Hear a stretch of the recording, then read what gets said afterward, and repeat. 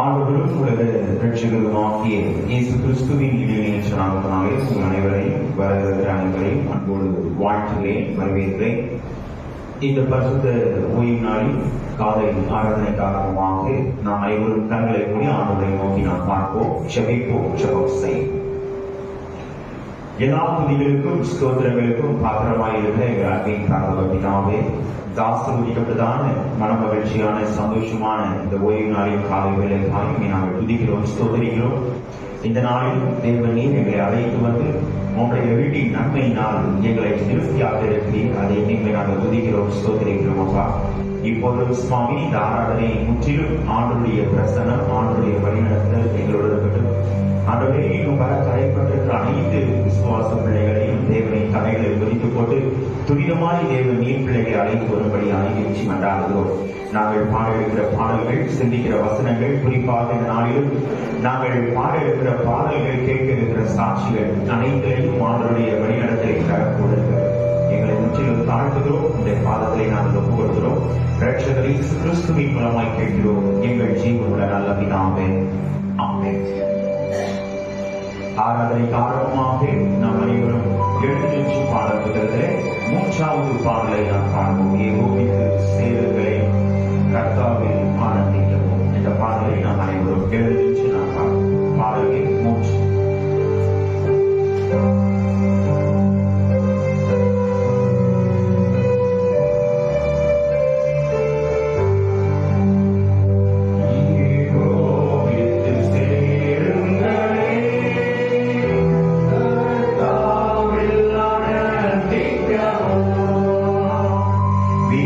Bye.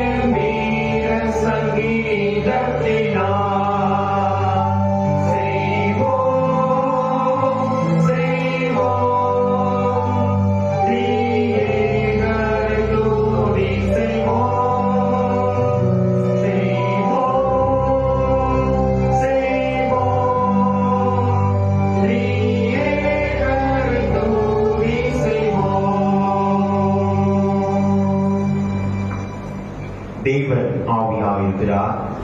அவரை தொழுது கொள்கிறவர்கள் ஆவியோடும் உண்மையோடும் அவரை தொழுது கொள்ள வேண்டும். இது கர்த்தர் உண்டு பண்ணின நாள், இதிலே களிகூர்ந்து மகிழ கடவோம். பூமியின் குடிகளே, எல்லாரும் கர்த்தரை கம்பீரமாய் பாடுங்கள். மகிழ்ச்சியோட கர்த்தருக்கு ஆராதனை செய்து ஆனந்த சத்தத்தோட அவர் சந்நிதி முன் வாருங்கள். தேவனுக்கு ஏற்கும் பலிகள் நொறுமுண்டாவினான். தேவனே, நொறுமுண்டதும் நறுமுண்டதுமான இருதயத்தை நீ புறக்கணியே. நமக்கு பாவம் இல்லை என்போமானால் நம்மை நாமே வஞ்சிக்கிறவர்களாயிருப்போம். சத்தியம் நமக்குள் இராது. நம்முடைய பாவங்களை நாம் அறிக்கையிட்டால் பாவங்களை நமக்கு மன்னித்து எல்லா அநியாயத்தையும் நீக்கி நம்மை சுத்திகரிப்பதற்கு கர்த்தர் உண்மையும் நீதியும் உள்ளவராய் இருக்கிறார். பிரியமானவர்களே, நம்முடைய பரமபிதாவாகிய சர்வ வல்லமை உள்ள தேவனுடைய அளவிலான தயவினாலும் இரக்கத்தினாலும் பாவ மன்னிப்பை பெறுவதற்காக நாம் செய்த பலவிதமான பாவங்களையும் அக்கிரமங்களையும் அவர் சந்நிதியில் மாயமாய் மறைத்து கொள்ளாமல் பணிவும் தாழ்மையும் துக்கமும் கீழ்ப்படிதலும் உள்ள இதயத்தோடு அறிக்கையிட வேத வசனம் பற்பல வாக்கியங்களில் நம்மை ஏவுகிறது. நாம் எக்காலத்திலும் தேவனுக்கு முன்பாக நம்முடைய பாவங்களை மனத்தாழ்மையாய் அறிக்கிட வேண்டுவதுவன்றி அவருடைய திருக்கரங்களினாலே நாம் பெற்றுக்கொண்ட மேன்மையான உபகாரங்களுக்காக ஸ்தோத்திரம் செலுத்தவும் மிகவும் சிறந்த அவருடைய புகழை பிரஸ்தாபம் பண்ணவும் அவருடைய மகா பரிசுத்த வசனத்தை கேட்கவும் நம்முடைய சரீரத்துக்கும் ஆத்மாவுக்கும் தேவையானவைகளை வேண்டிக் கொள்ளவும் நாம் கூடி வந்திருக்கிற இத்தருணத்தில் பாவங்களை அறிக்கையிடுவது நமது விசேஷித்த கடமையாயிருக்கிறது. ஆகையால் இங்கே இருக்கிற நாம் யாவரும் சுத்த இருதயத்தோடும் தாழ்ந்த சத்தத்தோடும் பரம கிருபாசன தண்டையில் சேர்ந்து பாவ அறிக்கை செய்ய கனவோம். சபையார் அனைவரும் முழங்கால் படியிட்டு பொதுவான பாவ அறிக்கை ஜெபத்தை நாம் அனைவரும் சேர்ந்து பயபக்தியோடு ஏறெடுப்போம். சர்வ வல்லமையில் மிகுந்த இரக்கமுள்ள பிதாவே, தப்பிப்போன ஆறுகளைப் போல நாங்கள் உடைய வழிகளை விட்டு வழிகளை அடைந்து போனோம். எங்கள் இதயத்தை யோசனைகளுக்கும் விருப்பங்களுக்கும் மிகவும் இணை கிடந்தோம். உமது பிரசன கட்டளைகளுக்கு விரோதமாய் குற்றம் செய்தோம். செய்யத்தக்கவர்களை செய்யாமல் செய்யத்தகாதவர்களை செய்து வந்தோம். எங்களுக்கு சுமமே இல்லை. ஆனாலும் ஆண்டவரே, தேவரீர் எங்கள் கர்த்தராகிய இயேசு கிறிஸ்துவின் மூலமாய் மனிதருக்கு அருளி செய்த பற்பல வாக்குத்தத்தங்களின்படியே என் வாழ்க்கையில் உள்ள குற்றவாளிகளாகிய எங்களுக்கு இருக்கும். தப்பிதங்களை அறிக்கையிடுகிற எங்கள் மேல் பொறுமையாயிரும். ஆபத்து நிமித்தம் துக்கப்படுகிற எங்களை சீர்படுத்தும். மிகவும் இரக்கமுள்ள பிதாவே, உடைய பரிசுத்த நாமத்திற்கு மகிமை உண்டாகும்படி நாங்கள் இனி தேவ பக்தியும் நீதியும் தெளிந்த புத்தியும் உள்ளவர்களாய் நடந்து வர இயேசு கிறிஸ்துவின் நிமித்தம் எங்களுக்கு கிருபை செய்தருளும். ஆமென். ஜெபம் செய்வோம். வானவனது சிங்காசனம் பூமியது பாதப்படி என்று சொல்லி வாக்குரைத்த எங்கள் அன்பின் பரலோக பிதாவே, தாசீர்வதிக்கப்பட்டதான மனமகிழ்ச்சியான சந்தோஷமான இந்த ஓய்வு நாளுக்காய் நாங்கள் துதிக்கிறோம், ஸ்தோத்திரிக்கிறோம். 2025 ஆண்டிலேயும் தேவ நீர் 2வது மாதத்தின் கடைசி வாரத்திலே தேவ நீர் எங்களை அழைத்து வந்திருக்கிறீர். அதை எண்ணி நாங்கள் துதிக்கிறோம், ஸ்தோத்திரிக்கிறோம். சுவாமி, இப்போது அப்பா எங்களுடைய வாழ்க்கையிலே செய்த நன்மைகளை ஆசீர்வாதங்களை தேவன் ஆண்டவரே உங்களுடைய முன்பாக நாங்கள் சாட்சிகளை பகிர்ந்து கொள்ளும்படியாய் தேவன் நீர் எங்களுக்கு பாராட்டுகிற கிருபைகளை இரக்கங்களை எண்ணி நாங்கள் துதிக்கிறோம், ஸ்தோத்திரிக்கிறோம். ஆண்டவரே, தேசத்திற்காக ஜெபிக்கிறோம். தேசத்தை ஆளுகிற தலைவர்களுக்காக ஜெபிக்கிறோம். நீதியோடும் நேர்மையோடும் நாட்டை நியாயம் விசாரிக்க மக்களுக்கு நன்மையான காரியங்களை செய்து நிறைவேற்றுகிறவர்களாய் காணப்பட தேவன் நீர் மக்களுக்கு நல்ல ஆலோசனைகளை தந்து தேவன் நீர் வழிநடத்தும்படியாக ஆடுகிறோம். இப்போதும் ஆண்டவரே, இந்திய சுவிசேஷ திருச்சபைகளுக்காக ஜெபிக்கிறோம். தேவன் நீர் எங்களுக்கு தந்திருக்கிற பிரதம பேராயர், சென்னை பேராயர், பேராய கமிஷனரிகள், பேராய உறுப்பினர்கள், ஏரியா இயக்குநர்கள், அனைத்து திருச்சபையின் போதகர்களுக்காக நாங்கள் ஜெபிக்கிறோம். கடந்த வாரத்திலேயும் ஆண்டவரே புதிதாக ஆண்டவரை இணைக்கப்பட்ட பேராயருக்காக ஜெபிக்கிறோம். திருநிலைப்படுத்தப்பட்ட பேராயரை தேவனின் ஊழியர்களே பலமையாய் எடுத்து பயன்படுத்தும்படியாக வீழ்ச்சி மன்றாடுகிறோம். உங்களுடைய கிருபையின் கரம், உங்களுடைய வழிநடத்தலின் கரம் ஊழியர்களிலே காணப்படட்டும். ஊழியத்துக்காக இருக்கிற அனைத்து பிரயாசங்கள் முயற்சிகள் எல்லாவற்றிலையும் அப்பா தேவனின் கூட இருந்து தேவன் நீர் வழி நடத்தும்படியாக வீழ்ச்சி மன்றாடுகிறோம். சுவாமி, இப்போதும் ஆண்டவரே உங்களுடைய ஆலயத்திற்காக துதிக்கிறோம். ஆலயத்தை மலை மேல் இருக்கிற பட்டணமாக உப்பாக ஒளியாக தேவனை வைத்திருக்கிறீர். அதை நீங்கள் நாங்கள் துதிக்கிறோம், ஸ்தோத்திரிக்கிறோம். அப்பா, தாலயத்தை பார்த்து இந்த பிள்ளைகள் கண்ணீரோடு பாரத்தோடு ஏக்கத்தோடு உம்மை நோக்கி பார்க்கிறார்களோ, அவருடைய பிள்ளை இருதயங்களை ஆராய்ந்தறிகிற தேவன், அவருடைய பிள்ளைகளுக்கு தேவன் நீர் மறு உத்தரவு அருளி செய்து அவருடைய பிள்ளைகள் உம்மை கிட்டி ரட்சிப்பின் அனுபவத்தை பெற்றுக்கொள்ள தேவன் நீர் ஒவ்வொரு பிள்ளைகளுக்கும் தேவன் நீர் அவருடைய வரங்களை தந்து வழி நடத்தும்படியாக என்று நன்றாடுகிறோம். இப்போதும் சுவாமி திருச்சபையில் அனைத்து விசுவாச பிள்ளைகளுக்காக நாங்கள் ஜெபிக்கிறோம். அவருடைய அனைவரையும் தேவனில் ஆசீர்வதிங்கப்பா. பிள்ளைகளுடைய தேவைகள், வாஞ்சைகள், விருப்பங்கள் எல்லாவற்றையும் சந்திக்கிற கர்த்தர், அதன் காலத்திலே அதன் காரியத்தை நேர்த்தியாய் செய்வேன் வாக்குரைத்த தேவன், அவனமாய் தேவன் நீர் செய்து வருகிறது எண்ணிமை நாங்கள் துதிக்கிறோம், ஸ்தோத்திரிக்கிறோம். சுவாமி, உங்களுடைய கிருபையின் கரம், வழிநடத்தலின் கரம் கூட இருக்கட்டும். தேவன் நீர் பொறுப்பெடுத்து நடத்தும்படியாக என்று கண்டாடுகிறோம். சுவாமி, ஆண்டவரே, இப்போதும் சுவாமி திருச்சபையின் அனைத்து ஊழியர்களுக்காக நாங்கள் ஜெபிக்கிறோம். ஆண்கள் ஐக்கியம், பெண்கள் ஐக்கியம், ஓய்வுநாள் பாடசாலை, வயல் ஊழியர்கள், ஆண்டவரே, ஓய்வு நாள் அனைத்து ஊழியர்களிலும் ஆண்டவருடைய வழிநடத்தலின் கரம் கூட இருந்து தேவன் நீர் வழிநடத்தும்படியாக என்று கண்டாடுகிறோம். திருச்சபையிலே வயதான பிள்ளைகளுக்காக நாங்கள் ஜெபிக்கிறோம். நான் உன்னை நிறைவேறும் மட்டும் தாங்குவேன், ஏற்றுவேன், சுமப்பேன், தப்புவிப்பேன் என்று சொன்ன தேவன், அவனமாய் தேவன் நீர் பிள்ளைகளை தாங்கி ஏந்தி வந்தீர். அதை நீங்க நாங்கள் துதிக்கிறோம், ஸ்தோத்திரிக்கிறோம். அப்பா, குறிப்பாக பலவீனமாய் காணப்படுகிற பிள்ளைகளுக்காக ஜெபிக்கிறோம். கடந்த நாளிலும் பலவீனத்தோடு காணப்பட்ட பிள்ளைகளுக்கு தேவனை கொடுத்த சுகத்தை எண்ணி நாங்கள் துதிக்கிறோம், ஸ்தோத்திரிக்கிறோம். ஆண்டவரே, இதே போல் ஆண்டவரே பலவீனமாய் யார் யார் இருக்கிறார்களோ அவர்களுக்கெல்லாம் தேவன் நீர் நல்ல சுகத்தை, பலத்தை, ஆரோக்கியத்தை தேவனின் தொடர்ந்து தந்து தேவன் நீர் வழிநடத்தும்படியாய் எச்சி கண்டாகிறோம். சுவாமி, இப்போது சுவாமி ஆண்டவரே திருச்சபையை படிக்கிற அனைத்து பிள்ளைகளுக்காக நாங்கள் ஜெபிக்கிறோம். படிக்கிற பிள்ளைகளுக்கு தேவன் நீர் கல்விமானி நாவை தேவனை தந்து தேவன் நீர் தொடர்ந்து பிள்ளைகளுக்கு வழிநடத்தும்படியாய் எச்சி கண்டாகிறோம். ஆண்டவரே, பிள்ளைகள் இருக்கிற பிரயாசங்கள், முயற்சிகள் எல்லாவற்றிலையும் அப்பா தேவன் நீர் கூட சுவாமி, குறிப்பாக இந்த ஆண்டிலே ஆண்டவரே அரசாங்க தேர்வை சந்திக்க இருக்கிற அனைத்து பிள்ளைகளுக்காக ஜெபிக்கிறோம். ஆண்டவரே, வாழ்க்கையிலே தேவனின் சுகத்தை, பலத்தை தந்து நல்ல முறையிலே தேர்வுகளை சந்திக்கவும் முதன்மையான மதிப்பெண் எடுத்து உண்மை துதிக்கவும் ஸ்தோத்திரிக்கவும் திருவைத்தாங்கப்பா. சிறு குழந்தைகளுக்காக ஜெபிக்கிறோம். குழந்தைகளை ஆசீர்வதிக்கிற கர்த்தர், குழந்தைகள் மூலமாய் எங்களுக்கு பாடம் கற்றுக் கொடுக்கிற கர்த்தர், நீர் பிள்ளைகளை ஆசீர்வதிக்கும்படியாக என்றாலும் உங்களுடைய கிருபையின் கரம், வழிநடத்தலின் கரம் பிள்ளை வாழ்விலே தொடர்ந்து காணப்பட்டுமாறு பிள்ளைகள் இருக்கிற பிரயாசங்கள் எல்லாவற்றையும் வாய்க்க செய்கிற கர்த்தர் தொடர்ந்து வாய்க்க செய்கிற சுவாமி. இப்போது ஆண்டவரே, இந்த ஆராதனை மூலமாய் தேவன் நீர் எங்களோடு இடைபடுகிற சுவாமி. ஆண்டவரே, இன்னும் வர தடைப்பட்டிருக்கிற பிள்ளைகளை தடைகளை குறித்து கொண்டு துரிதமாய் எங்கள் அழைத்துக் கொண்டு வாங்க. உங்களுடைய பிரசனத்தை மாத்திரம் உணர தேவன் நீர் எங்கள் ஒவ்வொருவருக்கும் உதவி செய்கிற சுவாமி. கேட்க இருக்கிற சாட்சிகள் மூலமாய் ஆண்டவரே ஒவ்வொருவருடைய வாழ்வும் இன்னும் அதிகமாய் ஆவிக்குரிய வாழ்வு பலப்படவும், தைரியப்படவும், உற்சாகப்படவும் தேவனை தொடர்ந்து செய்து பிள்ளைகளுடைய வாழ்வை மேன்மைப்படுத்துங்கப்பா. ரட்சகர் இயேசு கிறிஸ்துவின் மூலமாய் கேட்கிறோம் எங்கள் ஜீவனுள்ள நல்ல பிதாவே, ஆமென். கர்த்தருடைய ஜெபத்தை நாம் சேர்ந்து எடுப்போம். பரமண்டலங்களில் இருக்கிற எங்கள் பிதாவே, உம்முடைய நாமம் சொல்வதாக, ராஜ்யம் வருவதாக, உம்முடைய சித்தப்படியே செய்வது போல பூமியிலே செய்வதாக. எங்களை விரோதமாய் குற்றம் செய்வதற்கு நாங்கள் நடிக்கிறது போல எங்கள் குற்றங்களை மன்னி எங்களை சோதனைக்கு பிரவேசிக்கப்படாமல் தீமையை ரட்சித்துக் கொள்ளும். ராஜ்யமும் வல்லமையும் மகிமையும் என்றைக்கும் உம்முடையதே. ஆமென். உட்கார்வோம். முதலாவது வேறு பகுதியை நாம் வாசிக்க கேட்போம். எசேக்கியேல் தீர்க்கதரிசியின் புத்தகம் 36ஆம் அதிகாரம் வசனங்கள் 24 முதல் 38 முடிய. எசேக்கியேல் 36ஆம் அதிகாரம் 24 முதல் 38 முடிய உள்ள வேத பகுதியை முதலாவது வேத பகுதியாக நாம் வாசிக்கலாம்.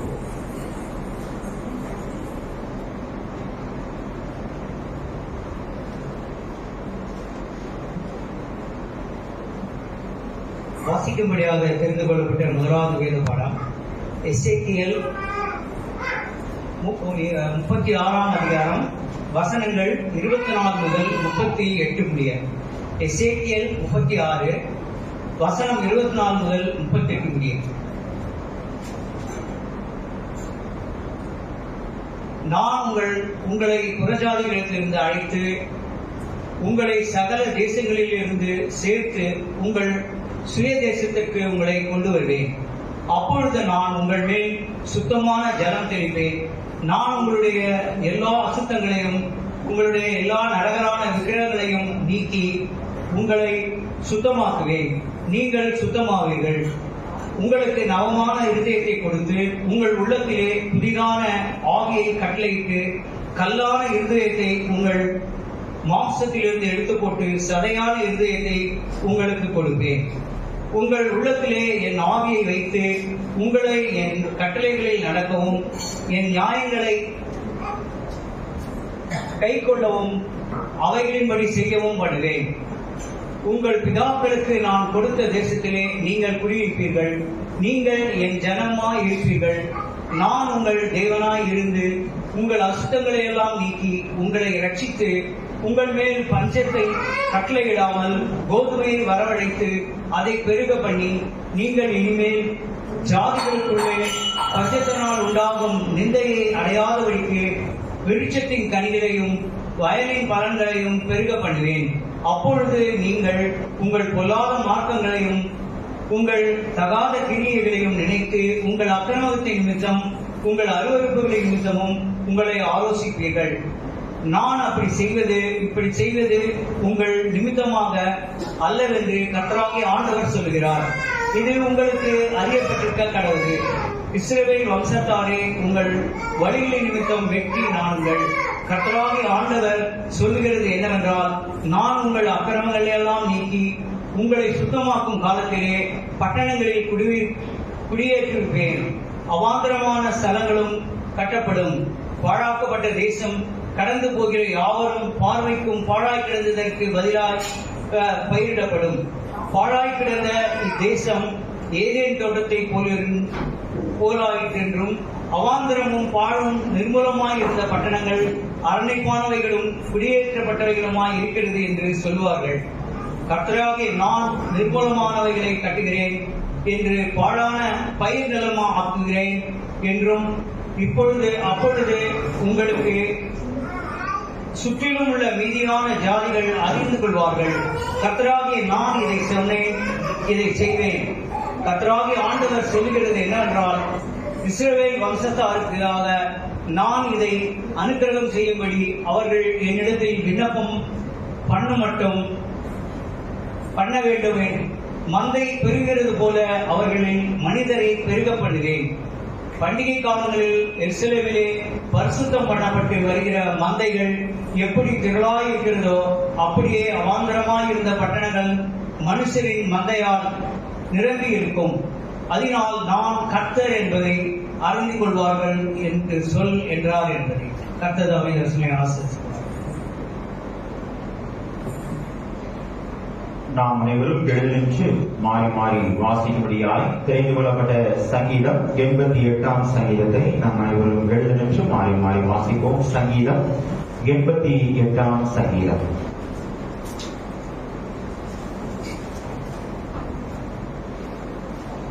என் ரட்சிப்பின் தேவனாகிய கர்த்தாவே, இரவும் பகலும் உம்மை நோக்கி கூப்பிடுகிறேன். என் விண்ணப்பம் என் சமூகத்தில்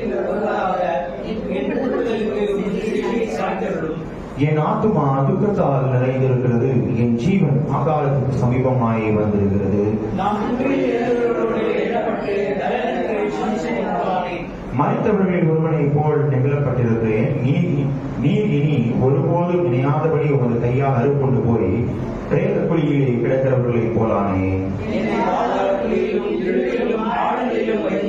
உம்முடைய கோபம் என்னை இருக்கிறது. உம்முடைய அலைகள் எல்லாவற்றினாலும் என்னை வருத்தப்படுகிறேன்.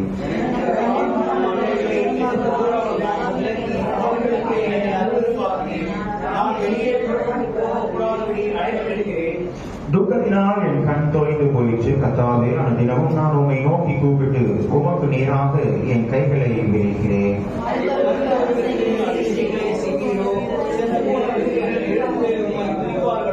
பிரேத குழியில் உமது கிருபையையும் ஆவியில் உமது உண்மையையும் விவரிக்க கூடுமோ?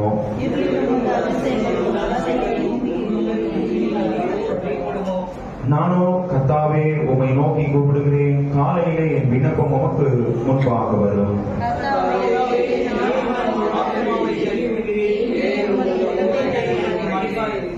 சிறு வயது முதல் நான் சிறுமைப்பட்டவனும் மாண்டு போகிறவனுமாயிருக்கிறேன். உம்மால் வரும் திகழ்களின் மேல் சுமந்தது நான் மனம் விளங்குகிறேன்.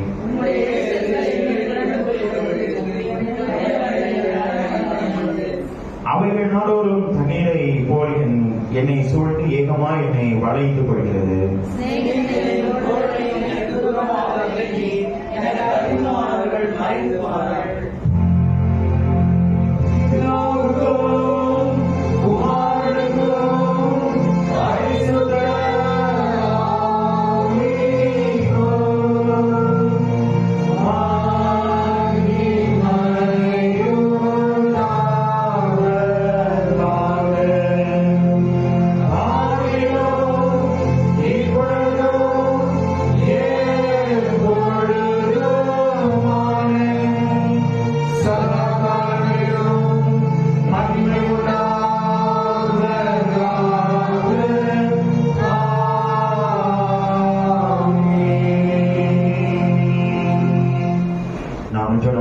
அப்போஸ்தலர் விசுவாச பிரமாணத்தை நாம் அறிக்கை செய்வோம். வானத்தையும் பூமியையும் படைத்த விசுவாசிக்கிறேன். அவருடைய இயேசு கிறிஸ்துவை விசுவாசிக்கிறேன். அவர் பரிசுத்த ஆவியினாலே ஒரு காலத்தில் பாடுபட்டு சிறுவரைந்து மறித்து அடக்கப்படப்பட்டு பாதாளத்தில் இறங்கினார். 3ஆம் நாள் மரித்தவர்களினார். பரமேறி சர்வ வல்லமையுள்ள பிதாவாகிய தேவனை விசுவாசிக்கிறார். அவரிடத்திலிருந்து உள்ளவர்கள் அனைத்துலகிலும் ஞானிகள் வருவார்.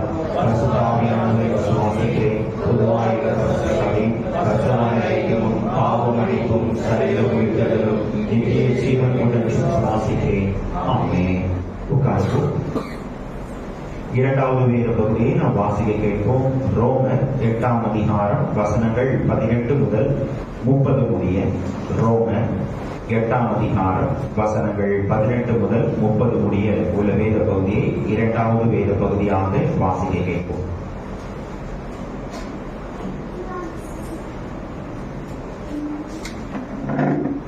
வாசிக்கும்படியாக கொடுக்கப்பட்ட இரண்டாம் வேத பகுதி அப்போஸ்தலனாகிய பவுல் ரோமர் எழுதின நிருபம் 8ஆம் அதிகாரம் வசனங்கள் 18 முதல் 30 முடிய. ஆதலால் இக்காலத்து பாடுகள் இனி நம்மிடத்தில் வெளிப்படும் மகிமைக்கு ஒப்பிடத்தக்கவைகள் அல்லவென்று எண்ணுகிறேன். மேலும் தேவனுடைய புத்திரர் வெளிப்படுவதற்கு சிருஷ்டியானது மிகுந்த ஆவலுடைய காத்துக் கொண்டிருக்கிறது. அதேனென்றால் சிருஷ்டியானது அழிவுக்குரிய அடிமைத்தனத்தினின்று விடுதலையாக்கப்பட்டு தேவனுடைய பிள்ளைகளுக்குரிய மகிமையான சுயாதீனத்தை பெற்றுக்கொள்ளும் என்கிற நம்பிக்கையோடு அந்த சிருஷ்டியானது சுய இஷ்டத்தினாலே அல்ல, கீழ்ப்படுத்தினவராலேயே மாயைக்கு கீழ்பட்டிருக்கிறது.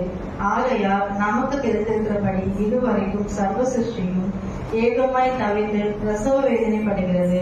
அதுவும் அல்லாமல் ஆவியின் முதல் பலன்களை பெற்ற நாமும் கூட நம்முடைய சரீர மீட்பாகிய உத்தர சுவிகாரம் வருகிறதற்கு காத்திருந்து நமக்குள்ளே தவிக்கிறோம். அந்த நம்பிக்கையினாலே நாம் ரட்சிக்கப்பட்டிருக்கிறோம். காணப்படுகிறதை நம்புகிறது நம்பிக்கை அல்ல. ஒருவன் தான் காண்கிறதை நம்ப வேண்டுவது என்ன? நாம் காணாததை நம்பினோமாகி அது வருகிறதற்கு பொறுமையோடு காத்திருப்போம். அந்தபடியே ஆவியானவரும் நமது பலவீனங்களில் நமக்கு உதவி செய்கிறார். நாம் ஏற்றபடி வேண்டிக் கொள்ள வேண்டியது என்னதென்று அறியாமல் இருக்கிறபடியால் ஆவியானவர் தாமே வாக்கு கடங்காத பெருமூச்சுகளோடு நமக்காக வேண்டுதல் செய்கிறார். ஆவியானவர் தேவனுடைய சித்தத்தின்படியே பரிசுத்தவான்களுக்காக வேண்டுதல் செய்கிறபடியால் இருதயங்களை ஆராய்ந்து பார்க்கிறவர் ஆவியின் சிந்தை இன்னதென்று அறிவார். அன்றியும் அவருடைய தீர்மானத்தின்படி அழைக்கப்பட்டவர்களாய் தேவத்தில் அன்பு கொள்வதற்கு சகலமும் நன்மைக்கு ஏதுவாக நடக்கிறது என்று அறிந்திருக்கிறோம்.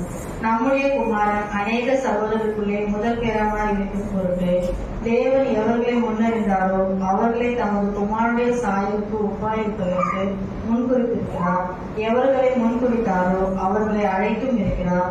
எவர்களை அழைத்தாரோ அவர்களை நீதிமான்களாக்கியும் இருக்கிறார். எவர்களை நீதிமான்களாக்கினாரோ அவர்களை மகிமைப்படுத்தியும் இருக்கிறார் என்பது ஆசிரியர் கொடுக்கப்பட்ட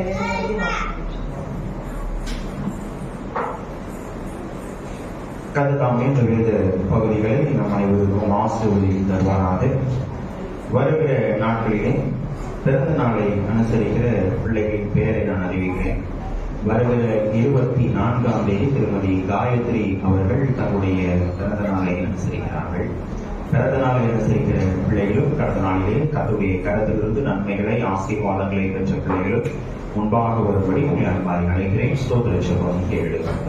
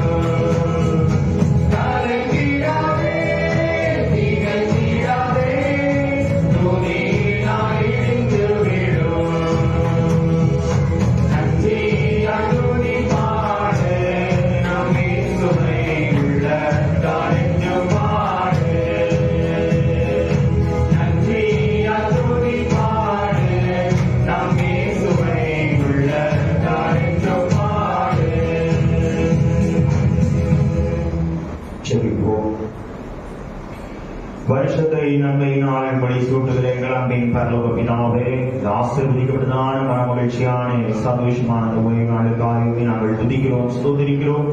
புதிய ஆண்டிலே அழைத்து செல்கிற பிள்ளைகளுடைய வாழ்விலே தேவன் நீர் வைத்திருக்கிற புதிய நன்மைகள், புதிய கிருபைகள், புதிய ஆசீர்வாதங்களை இவருடைய வாழ்க்கையிலே நிறைவாய் தந்து தேவன் நீர் தொடர்ந்து வழிநடத்துகிற சுவாமி.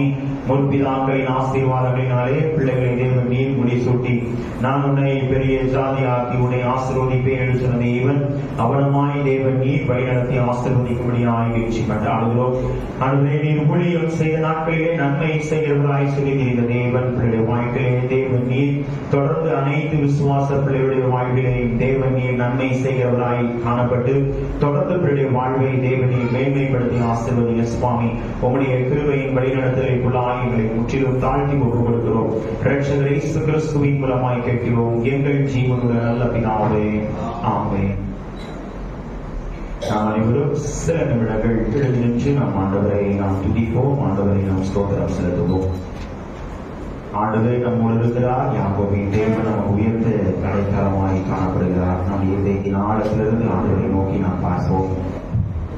ஆண்டவர் நம்முடைய வாழ்க்கையிலே போதுமானவராய் நம்மை அதிசயமாய் அற்புதமாய் நம்மை நடத்தின தேவன். அவர் எப்போதும் நம்முடைய சிந்தனைக்கும் நம்முடைய யோசனைக்கும் அப்பாற்பட்ட தேவன். ஆகவேதான் அநேக நேரங்களிலே நம்முடைய எண்ணங்கள் சிறிதாய் இருந்தாலும் ஆண்டவர் பெரிதாய் நம்மை வழி நடத்துகிறார். ஆகவேதான் சொல்கிறார், உன்னுடைய யோசனைகள் உன்னுடைய நினைவுகள் என்னுடைய நினைவுகள் அல்ல, உன்னுடைய வழிகள் என் வழிகள் அல்ல. அநேக நேரங்களிலே ஆண்டவர் தம்முடைய பிள்ளைகளுக்கு முன்பாக வைத்திருக்கிற நன்மைகள், கிருபைகள், ஆசீர்வாதங்கள் ஏராளம். ஆண்டவர் நம்மை நடத்தின நிலையை நினைத்து ஆண்டவரை துதிக்கும்படியாய், ஆண்டவரை ஸ்தோத்திரிக்கும்படியாய் கடந்து வந்திருக்கிற ஆண்டவருடைய பிள்ளைகளாகி நாம் நம்முடைய இருதயத்தை ஆண்டவருக்கு நேராகும். நம்முடைய மனதிலே காணப்படுகிற வேதனைகள், பாரங்கள், சோர்வுகள், போராட்டங்கள், பலவீனங்கள் எல்லாவற்றையும் ஆண்டவருடைய சமூகத்தில் இறங்கி வைப்போம். ஏனென்றால் நம்மை முன்குறித்த தேவன், நம்மை அழைத்தவர் உண்மை உள்ளவர். அவர் அப்படியே செய்வார். நம்மை எதற்காக அழைத்தார்? ஆண்டவர் இந்த ஆண்டு நமக்கு சொன்னார், நம்மை அழைத்து அவனை ஆசீர்வதித்து அவனை பெருக பண்ணினே சொன்ன தேவன், நம்மை ஆசீர்வதிக்கும்படியாய் நம்மை அழைத்த தேவன். எத்தனையோ பேருக்கு கிடைக்கக்கூடாத சாக்கியத்தை, பாக்கியத்தை ஆண்டவர் நமக்கு தந்து அவருடைய இல்லத்திலே நம்மை அழைத்து வந்து நம்மை மேன்மைப்படுத்துகிறார். நம்முடைய வாழ்வை ஆண்டவர் நன்மையினால், கிருபையினால் முடிசூட்டுகிறார். நம்முடைய இதயத்தின் ஆழத்திலிருந்து ஆண்டவரை நோக்கி கேட்போம். ஆண்டவரே, என்னுடைய வாழ்க்கையில் சுவாமி நீர் என்னை வழிநடத்துங்கப்பா என்று சொல்லி ஆண்டவரை நோக்கி நாம் கேட்போம். 2 மாதங்களை முடிக்கக்கூடிய கிருபையின் சாக்கியத்தை ஆண்டவர் நமக்கு தந்து நம்முடைய பிள்ளைகளை ஆண்டவர் நிறைவாய் நடத்தி வருகிறார். அதை எண்ணி ஆண்டவரை நோக்கி நாம் கேட்போமா? ஆண்டவர் நிச்சயமாய் நம்முடைய பிள்ளைகளை கண்மணியை போல் காப்பவர். அவருக்கு ஆராதனை செய்வோம். கழுகு போல் சுமப்பவர். அவருக்கு ஆராதனை செய்வோம். அவர் யோசனையில் பெரியவர். நம் இதயத்தின் ஆழத்திலிருந்து ஆண்டவரை கேட்போம். யோசனையில்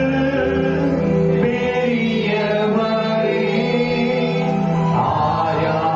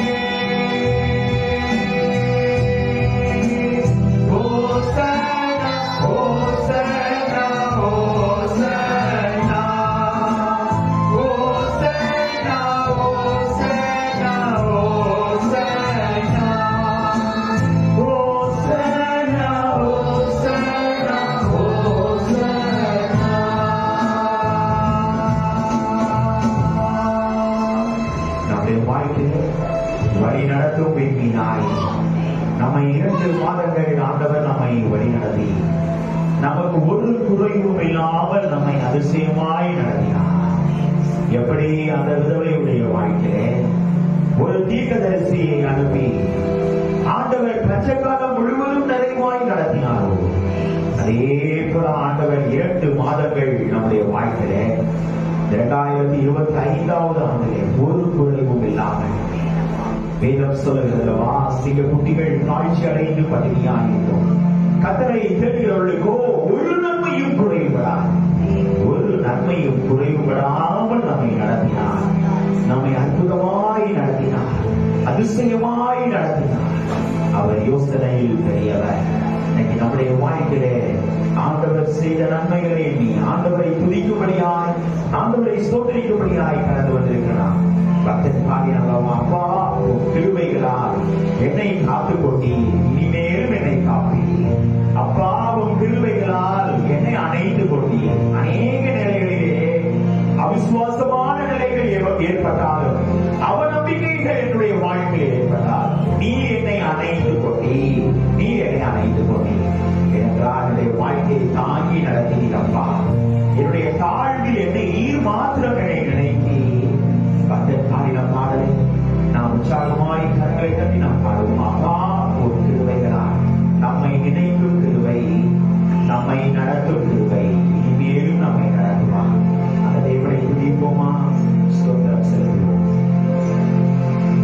அப்பாவும் கிருபைகளால் என்னை காத்துக் கொண்டீரே.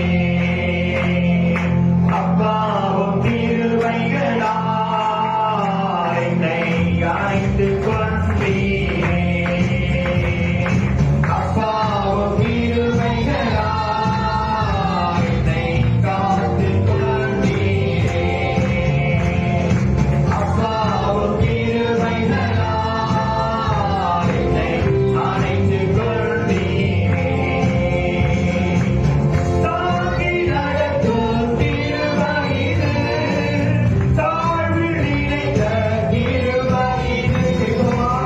தாங்கி நடத்தும் கிருபையிது, தாழ்வில் நினைத்த கிருபையிது. தந்தையும் தாயும் கைவிட்டாலும் தயவாய் காக்கும் கிருபையிது. தந்தையும் தாயும் கைவிட்டாலும் தயவாய் காக்கும் கிருபையிது. அப்பாவும் கிருபைகளால் என்னை காத்துக் கொண்டீரே. அப்பாவும் கிருபைகளால் என்னை அணைத்துக் கொண்டீரே. அப்பாவும் கிருபைகளால் என்னை காத்துக் கொண்டீரே. அப்பாவும் கிருபைகளால் என்னை அணைத்துக் கொண்டீரே. என்னை நினைக்கும் கிருபையிது, என்னை நடத்தும் கிருபையிது. என்னை நினைக்கும் கிருபையிது, நம்மை நடத்தும் கிருபையிது. தந்தையைப் போல தோளில் சுமந்து நம்மை நடத்தும் கிருபையிது. தந்தையைப் போல தோளில் சுமந்து நம்மை நடத்தும் கிருபையிது. அப்பாவும் கிருபைகளால் என்னை காத்துக் கொண்டீரே. அப்பாவும் கிருபைகளால் என்னை அணைத்துக் கொண்டீரே. அப்பாவும் கிருபைகளால் என்னை காத்துக் கொண்டீரே. அப்பாவும் கிருபைகளால் என்னை அணைத்துக் கொண்டீரே. யாவின் நேரத்தில் காத்த கிருபை, விடுதலை கொடுத்த தேவ கிருபை. யாவின் நேரத்தில் காத்த கிருபை, விடுதலை கொடுத்த தேவ கிருபை.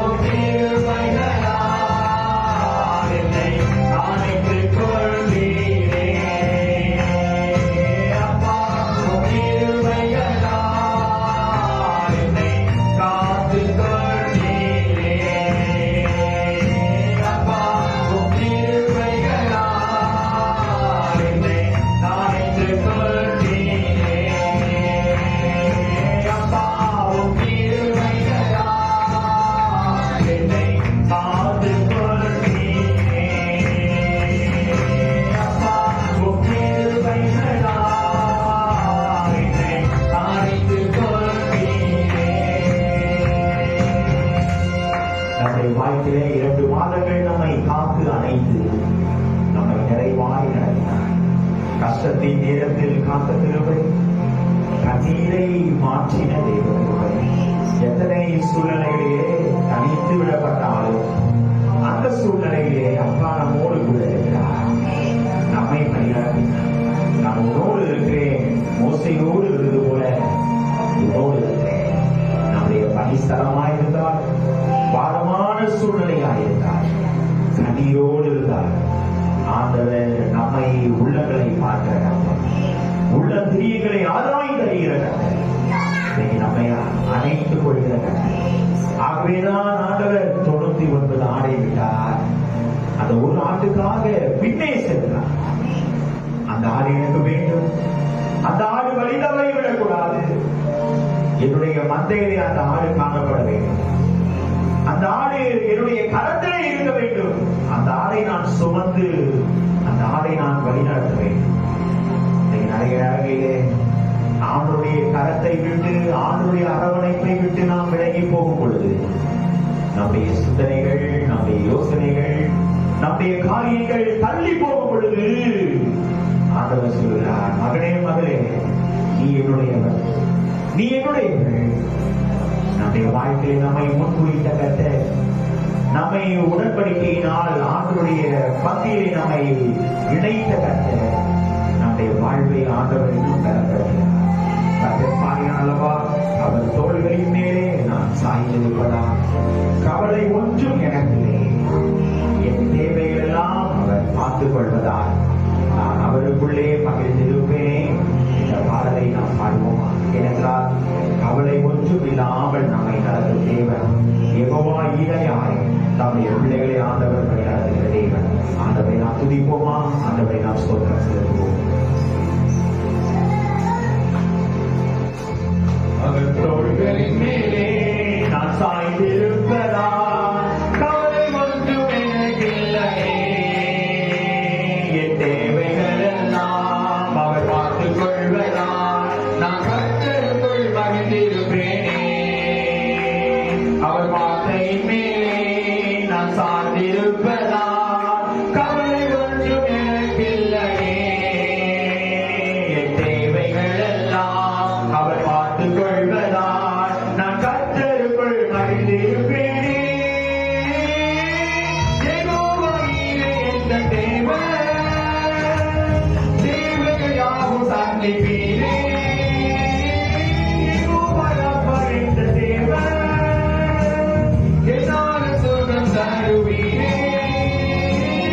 யெகோவா ஈரே என்ற தேவன், தேவைகள் யாவும் சந்திப்பீரே.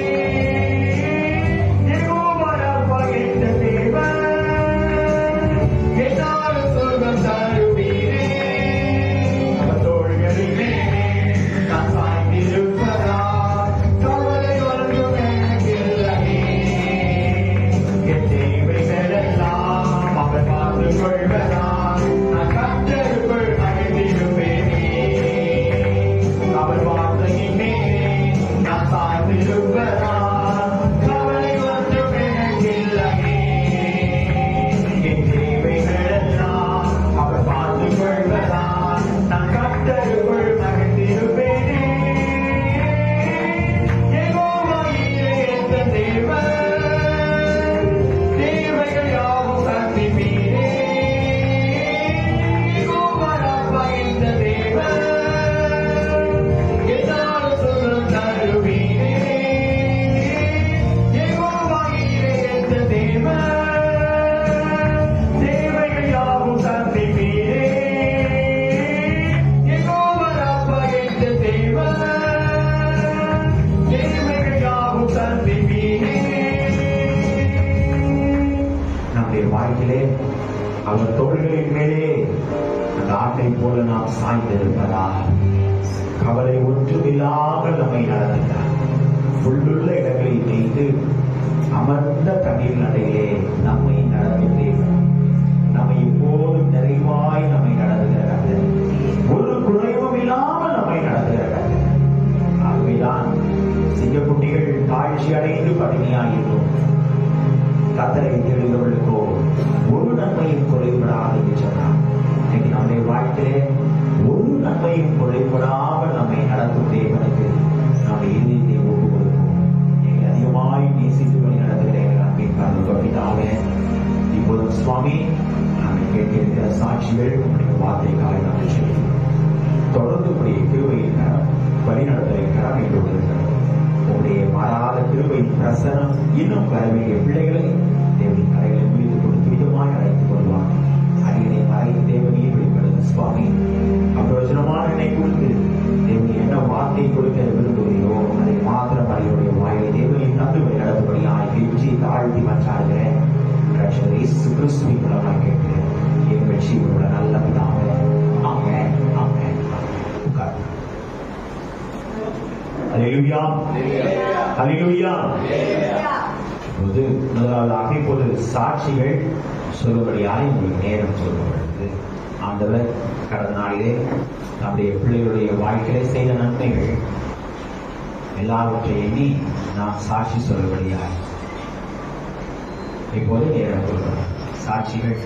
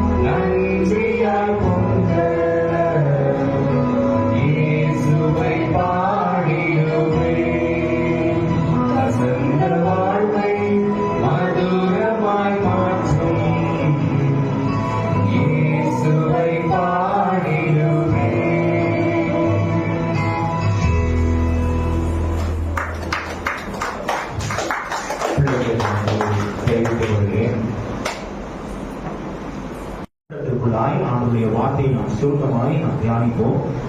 நாம் வாசிக்க கேட்ட வேத பகுதிகளிலே நாம் பார்க்கும் பொழுது ஆண்டவர் இருதயத்தை குறித்து ஆண்டவர் அங்கு பேசுவதை, ஆண்டவர் சொல்லுவதை நாம் பார்க்க முடியும். நம் அனைவருக்கும் தெரிந்த வசனமாகிய மலை பிரசங்கத்திலே ஆண்டவர் உணர்த்தும் போது, மலை போதனைகளிலே ஆண்டவர் உணர்த்தும் போது சொல்கிறார். வாசிங்கள் மத்தேயு 5ஆம் அதிகாரம் 8வது வசனத்தை யாராவது ஒரு வாசிங்கள். 5:8. இருதயத்தில் சுத்தமுள்ளவர்கள் பாக்கியவான்கள், இருதயத்தில் சுத்தமுள்ளவர்கள் பாக்கியவான்கள், அவர்கள் தேவனை தரிசிப்பார்கள். அவர்கள் தேவனை தரிசிப்பார்கள். இருதயத்தில் சுத்தமுள்ளவர்கள் பாக்கியவான்கள், அவர்கள் தேவனை தரிசிப்பார்கள். ஆண்டவர் தம்முடைய பிள்ளைகளுடைய வாழ்க்கையை உணர்த்தும் போது, ஆண்டவரை தரிசிப்பதற்கு ஆண்டவர் சொல்லும் போது என்ன சொல்கிறார் என்றால், இருதயத்திலே சுத்தமுள்ளவர்கள் பாக்கியவான்கள். ஆகவேதான் சங்கீதக்காரன் சொல்லும் போது சொல்கிறான், பரிசுத்த அலங்காரத்துடனே கர்த்தரை தொழுது கொள்ளுங்கள், பூலோகத்தாரே நீங்கள் யாவரும் அவருக்கு முன்பாக நடுங்குங்கள் என்று சொல்லி ஆண்டவர் என்ன பண்ணுகிறார், உணர்த்துவதை நாம் பார்க்கிறோம். இங்கு நாம் பார்க்கும் பொழுது, இந்த நாளிலும் இருதயம் என்று சொல்லி நாம் பார்க்கும் பொழுது 3 நிலைகளிலே உள்ள இருதயம், 3 இருதயத்தை குறித்து நாம் தியானிப்போம். முதலாவதாக ஆண்டவர் யாருடைய இருதயத்தை குறித்து நமக்கு உணர்த்துகிறார், எப்படிப்பட்ட இருதயம் என்று சொல்லி நாம் பார்க்கும் பொழுது வாசிப்போம். ஆதியாகமம் 1ஆம் அதிகாரம் 27வது வசனம். ஆதியாகமம் 1ஆம் அதிகாரம் 27வது வசனத்தை யாராவது ஒரு வாசியுங்கள். தேவன் தம்முடைய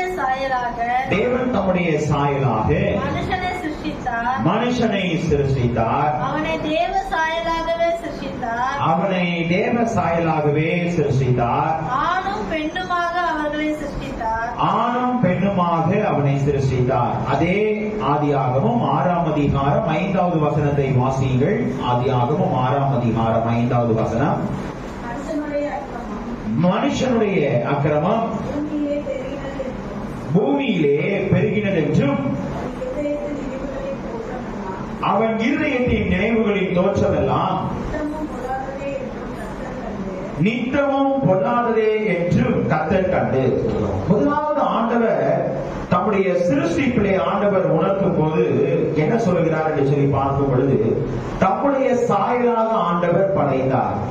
படைத்த ஆண்டவர் அதே மனிதனுடைய இருதயத்தை குறித்து ஆண்டவர் என்ன உணர்த்துகிறார் என்று சொல்லி நாம் பார்த்தோம். 6ஆம் அதிகாரத்திலே நாம் பார்க்கும் பொழுது அங்கு வேதம் என்ன சொல்கிறது, மனுஷனுடைய இருதயத்தின் தோற்றங்கள், நினைவுகள் எல்லாம் எப்படிப்பட்டது, பொல்லாதது. எப்படிப்பட்டது, பொல்லாதது. முதலாவது நாம் பார்க்கிற இருதயம் எப்படிப்பட்ட இருதயம் என்றால், மனிதனுடைய இருதயம். அநேக நேரங்களில் இந்த மனுஷனுடைய இருதயம் எப்போதும் ஒரே சிந்தனைக்குள்ளாய் இருப்பதல்ல. நிறைய நேரம் யோசிங்க, மனுஷனுடைய இருதயத்தை குறித்து வேதத்தில் அநேக வசனங்கள் உண்டு. ஏசாயா தீர்க்கதரிசி சொல்லும் பொழுது சொல்கிறார், 29ஆம் அதிகாரம் 13வது வசனத்துல, அவர்கள் இருதயத்திற்கு, அவர்களுடைய இருதயமோ எப்படி இருக்கிறதா, எனக்கு தூரமாய் இருக்கிறது. மனிதனுடைய இருதயம் எப்படி இருக்கிறது, தூரமாய் இருக்கிறது என்று சொல்லி தீர்க்கதரிசி சொல்கிறார். இதே நாம் பார்க்கும் பொழுது எரேமியா தீர்க்கதரிசி சொல்லும் போது சொல்லுகிறார். 17ஆம் அதிகாரம் 9வது வசனத்திலே நாம் வாசிக்கும் பொழுது, வாசிகள், எரேமியா தீர்க்கதரிசி சொல்கிறார். 17ஆம் அதிகாரம் 9வது வசனம். எல்லாவற்றை பார்க்கிலும் இருதயமே கிறுக்குள்ளதும் மகா கேடுள்ளதுமாய் இருக்கிறது. அதை அறியத்தக்கவன் யார்? இங்கு நாம் பார்க்கும் பொழுது மனுஷனுடைய இருதயம் எப்படி இருக்கிறதா, எல்லாவற்றை பார்க்கிலும் மகா கிறுக்குள்ளதும் மகா கேடுள்ளதுமாய் இருக்கிறது. அதை ஒருவனும் என்ன பண்ண முடியாது, அறிந்து கொள்ள முடியாது. ஏனென்றால் இந்த சூழ்நிலையிலே மனிதனுடைய இருதயம் ஒரு மாதிரி இருக்கும். அடுத்த சூழ்நிலையை பார்க்கும் பொழுது அவனுடைய இருதயம், அவனுடைய சிந்தனை, அவனுடைய தோற்றம் என்னப்படும், மாறுதல். இன்னும் புரியும்படியாய் சொல்ல போனால், மனிதன் தன்னுடைய வாழ்க்கையிலே ஆரம்பகால வாழ்க்கை அநேக நேரம் நீங்களும் நானும் என்ன பண்ணுவதில்லை, சிந்திப்பதில்லை. நாம் எவ்வளவு கஷ்டப்பட்டோம், எவ்வளவு வேதனைப்பட்டோம், வேதனைப்பட்ட நாட்களிலே எவ்வளவாய் ஆண்டவர் நம்மை நடத்தினார். அந்த இருதய சிந்தனைகள் எப்போது வரவில்லை, நம்முடைய வாழ்க்கையில நல்ல உயர்வுக்கு வந்த பிறகு அந்த சிந்தனை இல்ல. அந்த உயர்வுக்கு போன பிறகு நான் அடிக்கடி சொல்லுவேன், நல்ல ஏணிப்படியில ஆண்டவர் நல்ல நம்மளை உயர்த்திடுவாரு. ஏறிட்ட பிறகு அந்த ஏணியை காலால தள்ளி விடுவோம். அந்த அனுபவங்கள் அதுக்கப்புறம் என்ன பண்றது இல்ல, சிந்திப்பதில்லை, யோசிப்பதில்லை. ஏனென்றால் ஆண்டவர் சொல்ற மனுஷனுடைய இருதயம் எப்படி இருக்குதான், மகா திருக்குள்ளதும் மகா கேடு. ஏனென்றால் சிந்திப்பதில்லை. நாம் எவ்வளவாய் ஆண்டவர் நம்மை உயர்த்தினார், எவ்வளவாய் நம்முடைய வாழ்வை ஆண்டவர் பலப்படுத்தினார். ஒன்றுமில்லாத வாழ்க்கையிலிருந்து நம்முடைய வாழ்வை எவ்வளவாய் ஆண்டவர் நடத்தினார். இன்னைக்கு நிறைய நேரங்கள்ல நம்முடைய வாழ்க்கையில நம்முடைய சிந்தனைகள், நம்முடைய யோசனைகள், நம்முடைய கிரியைகள் ஆண்டவர் சொல்றார் அவருடைய இருதயத்திற்கும் நம்முடைய இருதயத்திற்கும் எப்படி இருக்கிறதா, தூரமாய் இருக்கிறது, தூரமாய் இருக்கிறது. மனுஷனுடைய இருதயம் அவனமாய் காணப்படுகிறது. இதே நாம் பார்க்கும் பொழுது சாலமோன் ஞானி சொல்லுகிறான். நீதிமொழிகள் 20ஆம் அதிகாரம் 9வது வசனத்திலே வாசிக்கும் பொழுது, வாசியுங்கள். நீதிமொழிகள் 20ஆம் அதிகாரம் 9வது வசனம். என் இருதயத்தை சுத்தமாக்கினேன், என் இருதயத்தை சுத்தமாக்கினேன், என் பாவமர துப்புரவானேன் என்று, என் பாவமர துப்புரவானேன் என்று சொல்லத்தக்கவன் யார்? சொல்லத்தக்கவன் யார்? என்னுடைய இருதயத்தை என்ன பண்ணினேன், சுத்தமாக்கினேன், என் பாவமர துப்புரவானேன் என்று சொல்லத்தக்கவன் யார்? யாரும் இல்லை. ஆண்டவரை தவிர, அவரை தவிர பரிசுத்தமான இருதயம் வேறு யாருக்கும் இல்லை. ஆகவேதான் ஆண்டவர் தெளிவாய் சொன்னார், கிறுக்குள்ளதும் மகா கேடு, மகா கேடு. வெறும் கேடுள்ளதுன்னு சொல்லலாம், மறந்துடாதீங்க. மனுஷனுடைய எப்படி இருக்குது, மகா கேடுள்ளதுமாய். இன்னைக்கு நம்முடைய வாழ்க்கையில ஆண்டவர் தம்முடைய பிள்ளைகளுடைய வாழ்க்கையில சொல்லும் பொழுது, முதலாவது இருதயத்தை குறித்து நாம் பார்க்கும் பொழுது, ஆண்டவர் தம்முடைய பிள்ளைகளுடைய வாழ்க்கையில சொல்கிறார் அவருடைய இருதயமோ தூரமாய் இருக்கிறது என்று சொல்லி பார்க்கும் பொழுது, வாசியுங்கள். 1 யோவான் 3ஆம் அதிகாரம் 21-22 வாசிக்கும் பொழுது, நம்முடைய இருதயம் குற்றவாளிகள் என்று தீர்க்காதிருந்தால், வாசிங்க. 1 யோவான் 3ஆம் அதிகாரம்.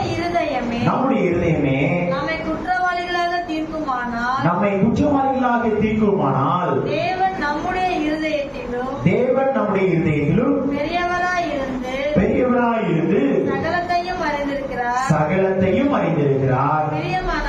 பிரியமானவர்களே, நம்முடைய இருதயம் நம்மை குற்றவாளிகள் என்று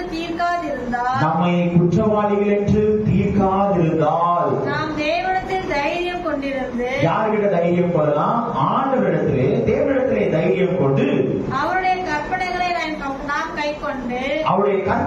நாம் கைக்கொண்டு, அவருக்கு முன்பாக பிரியமானவைகளை செய்கிறபடியினால் நாம் வேண்டிக் கொள்வது எதுவோ அதை அவராலே பெற்றுக் கொள்கிறோம். அதை நாம் என்ன பண்ணுகிறோம்? அவராலே பெற்றுக் கொள்கிறோம். வேண்டிக் கொள்கிறது எதுவோ அதை நாம் அவராலே பெற்றுக் கொள்கிறோம். குற்றவாளிகள் என்று தீர்க்காதிருந்தால், மனிதனுடைய இருதயம் குற்றவாளிகள் என்று இடப்படக்கூடாது, தீர்க்காமல் இருக்க முடியாது. ஏனென்றால் ஆண்டவர் தெளிவாய் உணர்ந்தார், மகா திருக்குள்ளது. இதை நாம் பார்க்கும் பொழுது வாசிக்க வேண்டாம். மார்க் எழுதின சுவிசேஷம் 7ஆம் அதிகாரம் 21 முதல் 23 வரை உள்ள வசனங்களிலே பார்க்கும் பொழுது, மனுஷனுடைய இருதயத்திலிருந்து பொல்லாத சிந்தனைகளும், விபச்சாரங்களும், வேசித்தனங்களும், கொலை பாதகங்களும் காணப்படுகிறது என்று சொல்லுங்கள். என்கிறது மனுஷனுடைய இருதயத்திலிருந்து பொல்லாத சிந்தனைகள். நல்லது செஞ்சா கூட தப்பு யோசிக்கிறோமா? மனிதனுடைய பார்வைக்கு எப்படியா தெரியும்? தவறாதான் தெரியும். நல்லதுதான் செய்ய போவோம், உதவிதான் செய்ய போவோம். ஆனா மனுஷனுடைய பார்வைக்கு எப்படி இருக்கும்? தவறாதான் இருக்கும். அதிகாரிகளுக்கு நன்மை செய்வதாக நம்முடைய பணித்தளத்துல காணப்படுவோம். ஆனா அதிகாரிகளுக்கு எப்படி இருக்கும்? இல்லை. ஆண்டவர் சொல்கிறார், நம்முடைய இருதயத்தை நாம் சற்று சோதித்து அறிய வேண்டும், சோதித்து அறிய வேண்டும். மனுஷனுடைய இருதயத்தை குறித்து ஆண்டவர் தெளிவாய் உணர்த்திட்டார். ஆகவேதான் ஆண்டவருடைய சீஷனாகிய யூதாசுடைய வாழ்க்கையை குறித்து பார்க்கும் பொழுது என்ன பண்ணினான்? குற்றமில்லாத ரத்தத்தை காட்டி கொடுத்தான். ரொம்ப முக்கியம். எதன் மேல நோக்கமா இருந்தான்? வெறும் 30 வெள்ளி காசுங்க. காசு இன்னைக்கு இருக்கும், நாளைக்கு போகும். ரொம்ப முக்கியம். அதனாலதான் மகா அலெக்சாண்டர் என்ன சொன்னாரு? நான் உலகத்துக்கு ஒன்னும் கொண்டு வந்ததும் இல்ல, ஒன்னும் கொண்டு போனதும் இல்ல. என் கையை வெளியே தொங்க போட்டுரு, என் சவப்பெட்டிக்கு வெளியே என் கை வெளியே தெரியணும், என் கையில நான் ஒன்னும் வச்சில்ல தெரியணும், நான் ஒன்னும் கொண்டு போல தெரியணும். யோசிக்கிறோமா? இன்னைக்கு நம்முடைய இருதயம் எப்படி இருக்கிறது? அத நான் சொன்னேன், ஆரம்ப வாழ்க்கைய அற்பமான ஆரம்பத்தை யார் அசட்டை பண்ணுவான் என்று சொல்லி வேதம் சொல்கிறது. இன்னைக்கு அநேக நேரங்களில் நம்முடைய அற்பமான ஆரம்பத்தை நம்முடைய வாழ்க்கையிலே உயர்வுக்கு அப்புறம் நாம் அதை சிந்திப்பதில்லை. ஆண்டவர் சொல்கிறார், மனிதனுடைய இருதயம் அப்படி இருக்கக்கூடாது. ஆண்டவருக்கு தூரமாய் இருக்கக்கூடாது, ஆண்டவருக்கு நெருக்கமாய் இருக்க வேண்டும். ஆகவேதான் மீண்டும் ஒரு தவ காலகட்டத்திலே 2 நாட்களிலே ஆண்டவர் நம்மை அழைத்து வருகிறார். சிலுவை தியானத்தை இன்னும் தியானிக்கும்படியாய் யோசித்து பாருங்கள். நம்முடைய வாழ்க்கையை நான் அடிக்கடி சிந்திப்பேன். இந்த திருச்சபைகளிலே தினமும் ஆராதனை. நீங்க வெள்ளிக்கிழமை தவறாமல் எல்லாரும் வந்துருங்க. எதற்காக சொல்வேன் என்றால், நம்முடைய இருதயம் எப்படி இருக்கக்கூடாது? குற்றவாளிகளற்று தீர்க்கக்கூடாது. ஆகவேதான் கடைசி நேரத்தில் ஆண்டவரோடு நிறைவா என்ன பண்ண முடியல, யூதாசுக்கு ஊழியம் செய்ய முடியல. 12 சீஷரை ஆண்டவர் அழைத்தார், உண்மைதான். ஆனால் அழைத்தவர் உண்மையுள்ளவர். ஆனால் யூதாசுடைய வாழ்க்கையில் என்ன இல்ல? உண்மை இல்ல, சுத்தம் இல்ல. இன்னைக்கு நம்முடைய வாழ்க்கையில நம்முடைய இருதயம் சுத்தமா இருக்கா? அவ்வப்போது ஒரு கேள்வி எழுப்பிக் கொள்ளுங்கள், அவ்வப்போது ஒரு சிந்தனை எழுப்பிக் கொள்ளுங்கள். என்னுடைய இருதயம் ஆண்டவருக்கு பிரியமா இருக்கா? அப்பா, என்னுடைய இருதயம் உமக்கு பிரியமா இருக்கா?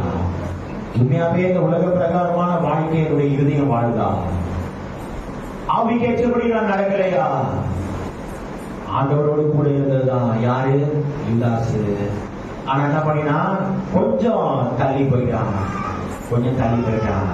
ஆண்டவர் ஒரு வாய்ப்பை கொடுத்தாரு. அந்த வாய்ப்பை ஒழுங்கான முறையில் என்ன பண்ணல, பயன்படுத்தல. நினைத்தான், காசை வாங்கிட்டான், ஆலயத்துல தூக்கி போட்டா போதும் நினைச்சான். இல்ல, தன் பாவங்களை மறைக்கிறவன் அறிக்கை செய்யணும். நம்ம இதயத்தின் மூலமாய் ஆண்டவரோடு ஒப்புரவாக வேண்டும். ரொம்ப முக்கியம். மனிதனுடைய இதயம் அது செய்வதில்லை.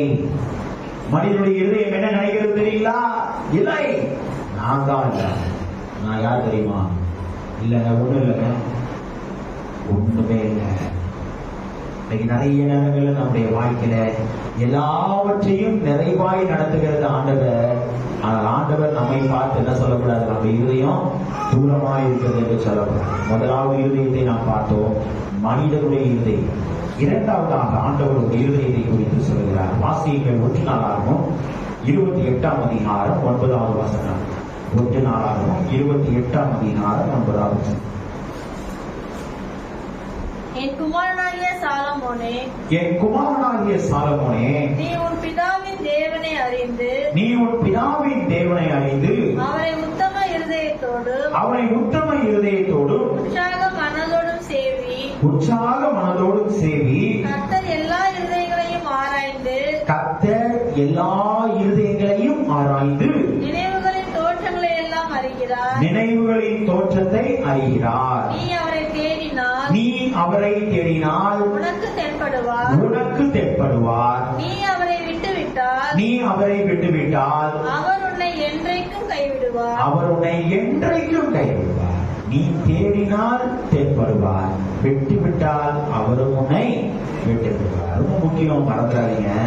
இரண்டாவது நிலையாய் ஆண்டவர் சொல்லும் பொழுது, உற்சாக மனதோடு சேவி. கர்த்தர் எல்லா இருதயங்களையும் என்ன பண்ணுகிறார்? ஆராய்ந்து எல்லா நிலை தோற்றங்களையும் என்ன பண்ணியிருக்கிறார்? அறிந்திருக்கிறார். இரண்டாவது, தேவன் ஆராய்ந்து அறியும் இருதயம். முதலாவது இருதயம் மனிதனுடைய இருதயம். இரண்டாவது இருதயம் தேவன் ஆராய்ந்து அறிகிற இருதயம். இதை நாம் பார்க்கும் பொழுது என்ன சொல்கிறார் என்றால், வாசியுங்கள் 17 அதிகாரம் 10வது வசனத்தில் நாம் வாசிக்கும் பொழுது, இருதயத்தை ஆராய்ந்து அறிகிறவர் உள்ளந்திரியங்களை எப்படி அறிகிறாராம்? சோதித்து அறிகிறார். எப்படி அறிகிறார்? சோதித்து அறிகிறார். இன்னைக்கு நிறைய நேரங்களில் நம்முடைய இருதயத்தை ஆண்டவர் அறியவில்லை என்று எண்ணுகிறோம். நம்முடைய இருதயத்திலே காணப்படுகிற குறைகள் ஆண்டவருக்கு தெரியாது என்று எண்ணுகிறோம். இல்லை, ஆண்டவர் தெளிவாய் சொல்றார், நம்முடைய இருதயத்தை சோதித்து அறிகிறார். வாசியுங்கள். கர்த்தராகிய நானே ஒவ்வொருவனுக்கும் அவனவன் வழிகளுக்கும் செய்கைகளின் பலனுக்கு தக்கதை கொடுக்கும் படிக்கும் இருதயத்தை என்ன பண்ணுகிறாராம்? ஆராய்கிறவரும் உள்ளந்திரியங்களை எப்படி அறிகிறாரா? சோதித்து அறிகிறார். ஆராய்ந்து அறிகிறார். உள்ளந்திரியங்களை என்ன பண்ணுகிறார்? சோதித்து அறிகிறார். Testing period. நிறைய நேரங்கள்ல நம்முடைய வாழ்க்கையில் ஆண்டவர் சோதிக்கும் பொழுது ஆண்டவர் நமக்கு போட்ட கோட்டை விட்டு கூடாது, தாண்டக்கூடாது. எப்படி தெரியுங்களா?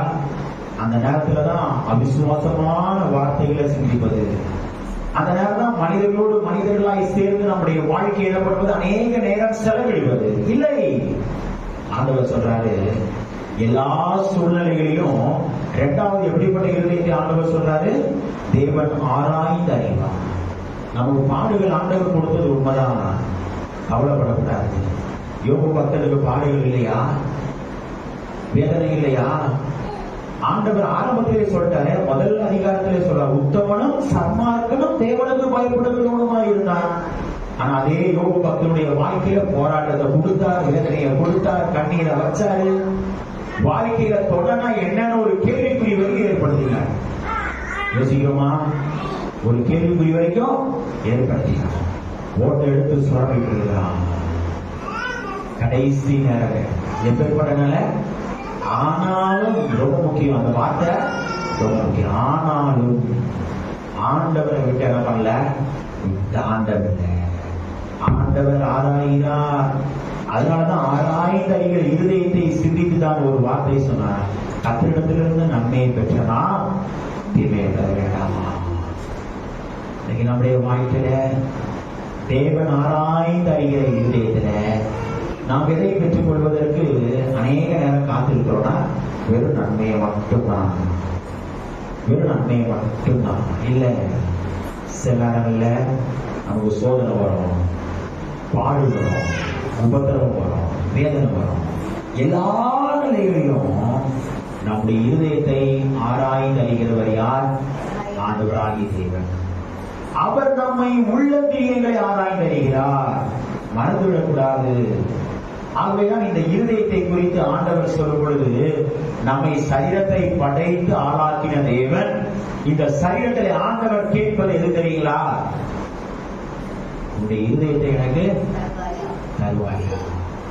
அதுல இருந்து வருகிற சிந்தனை இருக்குதே, அவிசுவாசமான சிந்தனை, அவிசுவாசமான சிந்தனை. எவ்வளவு நன்மை ஆண்டவர் செய்தாலும் அந்த நன்மையை சிந்திக்காம ஒரே ஒரு சூழ்நிலையில் நாம் பட்ட பாட சிந்திச்சுட்டு இருக்கோம். பார்த்தீங்களா? இல்லை, வேண்டாம். ஆண்டவர் அந்த பாடை வைத்து நம்மை உயர்த்துவார். யோபு பக்தனை மறந்துடாதீங்க, பாட வச்சுதான். ஆனா என்ன சொன்னாரு? அருமையா ஒரு வார்த்தை சொன்னாரு, அந்த வார்த்தையும் மறக்கக்கூடாது. யோபு வாழ்க்கையில எல்லாவற்றையும் சாத்தானுக்கு அதிகாரம் கொடுத்துட்டாரு. ஆனா அவனுடைய உயிரை மட்டும் என்ன பண்ணக்கூடாது? தொற்றாத, அவ்வளவுதான் உனக்கு. எவ்வளவு பெரிய வாணி பார்த்தீங்களா? நீங்க ஆண்டவர் எவ்வளமாய் நம்முடைய வாழ்வை வழி நடத்துகிற தேவன். போராட்டம் வந்துச்சா, வேதனை வந்துச்சா, பாடுகள் வந்துச்சா, ஆண்டவர் பார்க்கிறார். ஆபிரகாம் அதுதான் சொன்னான், பிள்ளைய மேல கூட்டிட்டு போறான், எங்க மொரியா மலையில பலி செலுத்துவதற்கு. பிள்ளை கேட்குது, எல்லாம் இருக்கப்பா. ஆண்டவர் ஆராய்ந்து அறிகிற இது ஒரே பிள்ளை, ஒரே என்ன போல ஒரே பிள்ளை. எங்க கொண்டு போய் கூட எனக்கு பலியிடு. டெஸ்டிங் பீரியட், சோதனையின் பீரியட். யோசிக்கிறோமா? அங்க கூட்டிட்டு போறான். பிள்ளை கேக்குது, அருமையா கேக்குது, அப்பா எல்லாம் இருக்குப்பா. ஆனா நல்ல ஆடு கிடையாது. அந்த ஆடு அந்த பிள்ளை தான் சிந்திக்கல. யோசிக்கிறோமா? ஆண்டவர் விட்டுட்டாரா? ஆண்டவர் ஆராய்ந்து அறிகிற தேவன், ஆராய்ந்து அறிகிற இருதயம். ஆண்டவர் ஆபிரகாமுடைய இருதயத்தை சிந்தித்தார், யோசித்தார். ஏன் விசுவாசிகளின் தந்தை என்று பெயரிட்டார்? யோசித்தமா? அந்த இடத்துல ஆண்டவர் என்ன சொன்னாரு? கையை தூக்கிட்டான், அருவாளை தூக்கிட்டான். பிள்ளையாண்டான் மேல் உன் கைய போடாத. இதே போலதான் யோபு பக்தருடைய வாழ்க்கை. கடைசி நேரம் ஒரு தூக்கிட்டு அடிக்கிறதுக்கு எவ்வளவு நேரம் ஆகும்? 2 செகண்டா, 1 செகண்ட். ஆனா ஆண்டவர் ஆராய்ந்து அறிந்தார். அந்த நேரத்துல ரொம்ப சிந்திக்கணும். நமக்கு கஷ்டம் வந்துச்சுன்னும் போது நிறைய சூழ்நிலையில எனக்கு மட்டும்தான் இந்த பாடு, எனக்கு மட்டும்தான் அந்த வேதனை சிந்திக்காதீங்க. அதுக்கு பதில் ஆண்டவர்கிட்ட கேட்குங்க, ஆண்டவர் வேறு வழியை ஏற்படுத்துவார். நம்முடைய இருதயத்தின் சிந்தனையை மாற்றுகிற கர்த்தர், நம்முடைய இருதயத்தின் நினைவுகளை அறிந்திருக்கிற கர்த்தர் ஆண்டவரிடத்துல பாதகமையும் அவர் கடைசி நேரத்துல நிறைவாய் நம்மை நடத்துகிற கர்த்தர். யோசிக்கிறோமா? அதான் நான் நீங்க சொன்ன அற்பமான ஆரம்பத்தை யார் அசட்டை பண்ண முடியாது. யோசிக்கிறோமா? ஆரம்பம் அற்பமா இருந்தாலும் முடிவு எப்படி இருக்கும்? சம்பூர்ணமா இருக்கும். ஆண்டவர் ஆராய்ந்து அறிகிற இதயத்துல முடிவு எப்பவும் எப்படி இருக்கும்? சம்பூர்ணமா இருக்கும். முடிவு நிறைவா இருக்கும். ஆண்டவர் அதைதான் சொல்லுகிறார். நீங்க நாம் பார்க்கும் பொழுது யோவேல் தீர்க்கதரிசி சொல்லும் போது சொல்லுகிறார், என்ன சொல்லுகிறார் என்றால் 2ஆம் அதிகாரம் 13வது வசனத்துல, நீங்கள் உங்கள் வஸ்திரங்களை அல்ல, தெரிந்த வசனம், உங்கள் வஸ்திரங்களை அல்ல, உங்கள் இருதயங்களை குறித்து கர்த்தராகிய தேவனிடத்தில் திரும்புங்கள். நம்முடைய சிந்தனை ஆண்டவர் ஆராய்ந்து அறிவதற்கு ஆண்டவரிடத்தில் திரும்புங்க. கொஞ்சம் கஷ்டம் வந்துடும்னு அருகாமையில் இருக்கிற மனிதனிடத்துல, நண்பர்களிடத்துல கஷ்டத்தை சொல்வதற்கு முன்பதாக யோசிக்கிறோமா? யார்கிட்ட சொல்லணும்? ஆண்டவர்கிட்ட சொல்லுங்க. அவர் பார்க்கிறார், அவர் பார்க்கிறார். நம்முடைய இருதயத்தை ஆராய்ந்து அறிகிறவர், இருதயத்தை ஆராய்ந்து அறிகிறவர். சங்கீதக்காரன் சொல்லுகிறான் 34:18, நொறுகுண்ட இருதயம் உள்ளவர்களுக்கு எப்பொழுது ஆண்டவர் எப்படி இருக்கிறாரா? சமீபமா இருந்து நறுகுண்ட ஆவி உள்ளவர்கள் என்ன பண்ணுகிறார்? ரட்சிக்கிறார். நொறுகுண்ட இருதயம். இன்னைக்கு நம்முடைய வாழ்க்கையில தேவன் ஆராய்ந்து அறிகிற இருதயம் நொறுகுண்ட இருதயமா இருக்கணும். சமீபமா இருக்கணும், தூரமா இருக்கக்கூடாது. மனிதனுடைய இருதயத்தை போல தூரமா இருக்கக்கூடாது. ஆண்டவர் அதை தான் சொல்கிறார். நம்மை ஆராய்ந்து அறிகிறவர் ஆண்டவர். மனுஷன் நம்மை ஆராய்ந்து அறிந்தால் பல முகங்கள் உண்டு என்று சொல்லுவான் மனிதனுக்கு. யோசிக்கிறோமா? மனுஷனுக்கு பல முகங்கள் உண்டு. வேலை ஸ்தலத்தில் ஒரு முகம், இன்னும் சொல்லப்போனா பணியை விட்டு இல்லத்திலே வந்தால் இல்லத்துல ஒரு முகம், அப்புறம் என்ன சொல்வது, நண்பர்களோடு ஒரு முகம். யோசிக்கிறோமா? ஆண்டவர் என்ன சொல்றார்? இல்ல, எல்லாவற்றையும் பார்க்கிறோம். அந்த இருதயத்தை ஆண்டவருக்கு நாம் என்ன பண்ணணும்? ஒப்பு கொடுக்கணும். ஆண்டவர் ஏசாயா தீர்க்கதரிசி மூலமா சொல்லுகிறார். வாசிங்க 57ஆம் அதிகாரம் 15வது வசனம். 57:15. ஏசாயா 57:15. நித்தியவாசியும் பரிசுத்தர் என்கிற நாமம் உள்ளவருமாகிய, பரிசுத்தம் என்னும் நாமம் உள்ளவர்களாகிய, மகத்துவமும் உன்னதமுமானவர் சொல்லுகிறார். மகத்துவமும் உன்னதமுமானவர் சொல்லுகிறார். உன்னதத்திலும் பரிசுத்த ஸ்தலத்திலும், உன்னதத்திலும் பரிசுத்த ஸ்தலத்திலும் வாசம் பண்ணுகிற நான், வாசம் பண்ணுகிற நான், பணிந்தவர்களின் ஆவியை உயிர்ப்பிக்கிறதற்கும், பணிந்தவர்களின் ஆவியை உயிர்ப்பிக்கிறதற்கும், நொறுங்கினவர்களின் இருதயத்தை உயிர்ப்பிக்கிறதற்கும். நொறுங்கின இருதயம். ஒரே நிமிடம். ஆண்டவர் ஆராய்ந்து அறிகிற இருதயம் எப்படிப்பட்ட இருதயமா இருக்கணும்? நொறுங்கின இருதயத்தை உயிர்ப்பிக்கிறதற்கும், நொறுங்குண்டு பணிந்த ஆவி உள்ளவரிடத்திலும், நொறுங்குண்டு பணிந்த ஆவி உள்ளவரிடத்தில் வாசம் பண்ணுகிறேன். வாசம் பண்ணுகிறேன். போதும். நொறுங்குண்டு பணிந்த ஆவி உள்ளவரிடத்தில் ஆண்டவர் என்ன பண்ணுகிறார்? வாசம் பண்ணுகிறார். ஆராய்ந்து அறிந்து வாசம் பண்ணுகிறார். அல்லேலூயா, அல்லேலூயா. அதனாலதான் 2 பேர் ஆலயத்துக்குள்ளா வரணும்னு யோசிச்சாங்க. யாரு? பரிசேயன், ஆயக்காரன். 2 பேர் வரணும்னு நினைச்சாங்கன்னா 2 பேர்ல யாரு வரல? ஒரே ஒருத்தர் தான் உள்ள வந்தான். பரிசேயன் உள்ள வந்தான், ஆயக்காரன் உள்ள வரல.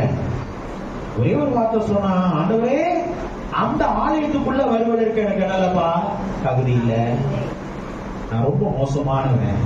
அது நேரடியா சுருக்கமா சொல்ல போனா அப்படிதான் சொல்லணும். நான் அதுக்கு தகுதி இல்லை. அருமையா ஒரு வார்த்தை சொன்னா. ஆனா உள்ள ஒரு நபர் ஜெபிக்கிறார், பரிசேயன். அவர் ஜெபிக்கும் போது இன்னொரு ஜெபத்தை ஏறெடுக்கிறார். அவனுடைய இருதயத்தின் ஜெபம் எப்படி இருக்கு தெரியுங்களா? வெளியே நிற்கிறானே அவனை போல நான் அல்ல, உமக்கு எல்லாவற்றையும் நான் செய்கிறேன், எல்லாவற்றையும் நான் கொடுக்கிறேன். தன்னை உயர்த்தினான், தன்னை மேன்மைப்படுத்தினான். மேன்மைப்படுத்துவது யார்? ஆண்டவராகிய இயேசு, மனிதன் அல்ல. ஆனா அந்த ஆயக்காரன் வெளியே நின்றானே, அவன் எதுவுமே சொல்லவில்லை. நான் உள்ள வரத்துக்கு எனக்கு தகுதி இல்லையப்பா. மார்பிலை அடித்தான், மார்பிலை அடித்து பாவியாகிய என் மேல் கிருபையாயிருந்தன. தேவன் ஆராய்ந்து அறிகிற இருதயம். அவன் தான் நிறைவான ஆசீர்வாதத்தினால், சந்தோஷத்தினால் கடந்து சென்றான். இன்னைக்கு நம்முடைய வாழ்க்கையில ஆண்டவர் ஆராய்ந்து அறிகிற இருதயத்தை நாம் யோசிக்க வேண்டும். மனிதனுடைய இருதயமாய் நம்முடைய இருதயம் காணப்படக்கூடாது. அது மகா கிருக்குள்ள இருதயமாயிருக்கிறது, மகா கேடுள்ளதுமாயிருக்கிறது. நம்மை சோதித்து அறிகிறவர் ஆண்டவராகிய இயேசு கிறிஸ்து. நம்மை சோதித்து அறிகிறவர் ஆண்டவராகிய இயேசு கிறிஸ்து. ஆகவேதான் அவர் சொல்கிறார், தம்முடைய பிள்ளையுடைய வாழ்க்கையை நொறுங்குண்ட பணிந்த ஆவி உள்ளவரிடத்திலே ஆண்டவர் என்ன பண்ணுகிறார்? வாசம் செய்கிறார். அவன் தான் நிறைவாய் அனுப்பப்பட்டான். இதே போல மாத்தாள் மரியாளுடைய வாழ்க்கை இல்லத்திலே பணி செய்வதிலே ஒரு வித்தியாசம். ஆண்டவரே, என்னுடைய வீட்டுக்கு வந்திருக்கிறீங்க, நான் நல்ல விருந்து செய்யணும், சரிங்களா? நல்ல விருந்து செய்யணும். அதே நேரம் மரியாள் என்ன பண்ணா, விருந்தெல்லாம் அவசியம் இல்ல, ஆண்டவருடைய பாதம் போன்றோம். இன்னைக்கு இருதயம் எப்படி இருக்கு? அது வேற மாத்தாள் சொல்கிறாங்கல்ல, வேதத்துல வாசிக்கிறோமே, இப்ப தனியா உட்கார்ந்து இருக்கேன், நான் கஷ்டப்பட்டு உள்ள பணி செய்து கொண்டிருக்கிறேன், உமக்காக விருது ஏற்படுத்துகிறேன். இன்னைக்கு நம்முடைய வாழ்க்கையில ஆண்டவர் ஆராய்ந்து அறிகிற இருதயம், தன்னைத்தான் தாழ்த்துகிறவன் உயர்த்தப்படுகிறான். ஆளுடைய பாதத்திலே உட்கார்ந்து நல்ல பங்கை தெரிந்து கொண்டார், நல்ல பங்கை தெரிந்து கொண்டார். இன்னைக்கு ஆண்டவர் ஆராய்ந்து அறிகிற இருதயம் நல்ல பங்கை தெரிந்தெடுக்கும், நல்ல பங்கை தெரிந்தெடுக்கும். கடைசியாய் நாம் பார்க்கும் பொழுது மூன்றாவதா சங்கீதக்காரன் சொல்லும் போது சொல்கிறார், 51:10, சங்கீதம் 51:10 வாசிங்கள். தெரிந்த வசனம். தேவனே, சுத்த இருதயத்தை என்னிலே சிருஷ்டியும், நிலைவரமான ஆவியை என் உள்ளத்திலே புதுப்பியும். மூன்றாவது இருதயம் மனிதனுடைய இருதயம் அல்ல, தேவன் ஆராய்ந்து அறிகிற இருதயம் மாத்திரமல்ல, ஆண்டவர் நமக்கு ஆராய்ந்து அறிந்து நமக்கு கொடுக்கிற இருதயம் எப்படிப்பட்ட இருதயம்? சுத்த இருதயம். மூன்றாவது இருதயம் சுத்த இருதயம்.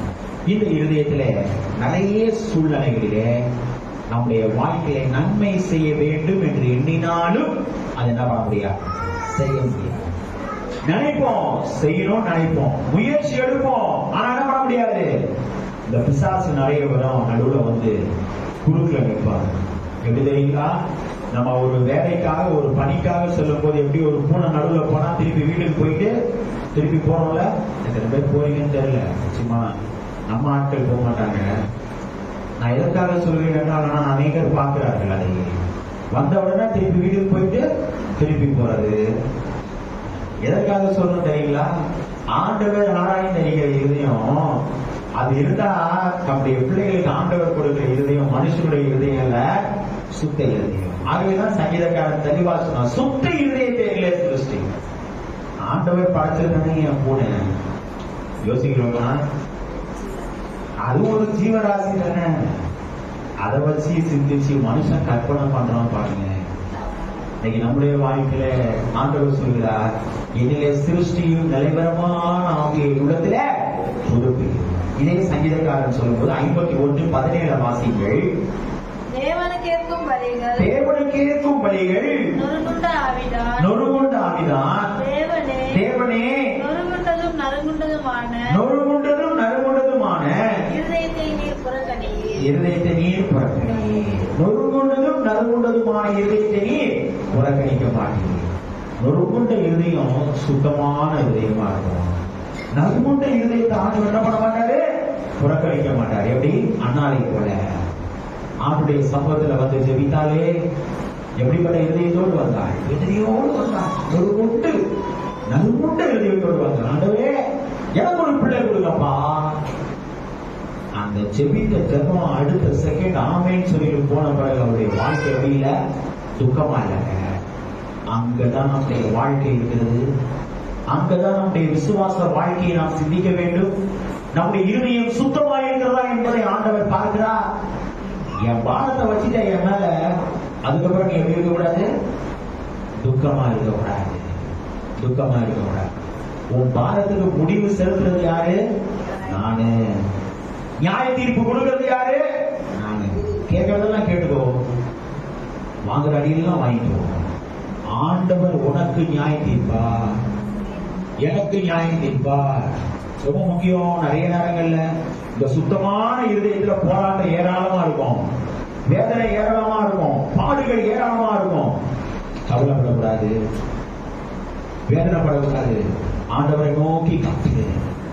அவரே நமக்கு கேடகமும் நமக்கு மகா துருகமாயானவர். எல்லா நிலைகளிலும் சுத்தமான இருதயம். இதே சங்கீதக்காரன் சொல்லும்போது சொல்லுகிறார் 37ஆம் சங்கீதம் 31வது வசனத்துல, சுத்தமான இருதயத்திலே தேவன் அருளின வேதம் காணப்படுகிறது. அவன் நடக்கை ஒண்ணு என்ன பண்ணாதான் பிசகுவது இல்லை. அவருடைய நடக்கையில எந்த மாற்றமும் ஏற்படாதுங்க. நல்ல முறையில் நடப்பாங்க. யோசிக்கிறோமா? சுத்தமான இருதயத்திலே தேவன் அருளின வேதம் இருக்கிறது.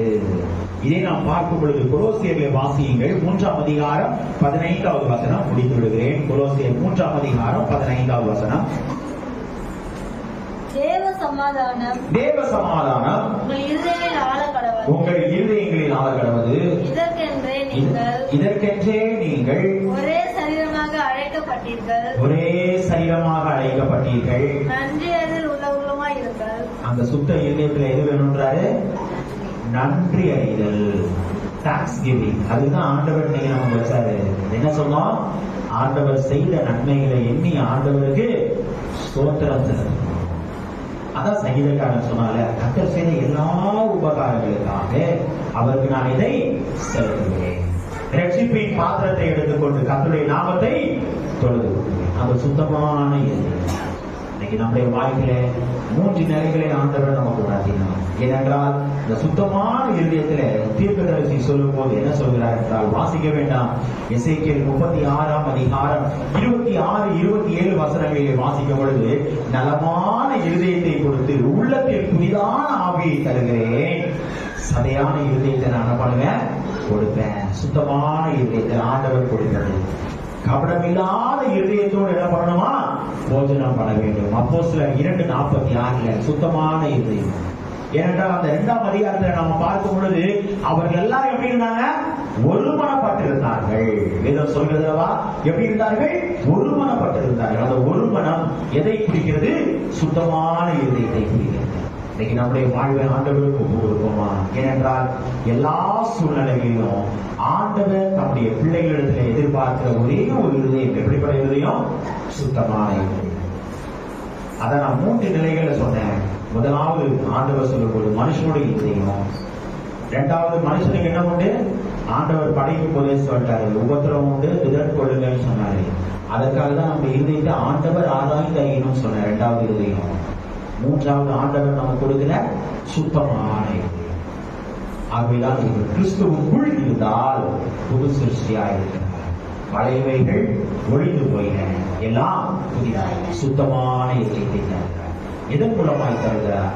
ஞானஸ்நானத்தின் மூலமாய் ஒரு உடன்படிக்கையை ஏற்படுத்தி, எப்படி பாவத்துக்கு செத்து நீதிக்கு பிழைத்திருப்பது. அப்படிப்பட்ட நிலையை நம்முடைய பிள்ளைகளுக்கு தந்து ஆண்டவர் என்ன பண்ணுகிறார்? வழிநடத்துகிறார். இந்த வசனத்தை வாசிப்போம். மத்தேயு 5ஆம் அதிகாரம் 8வது வசனம்.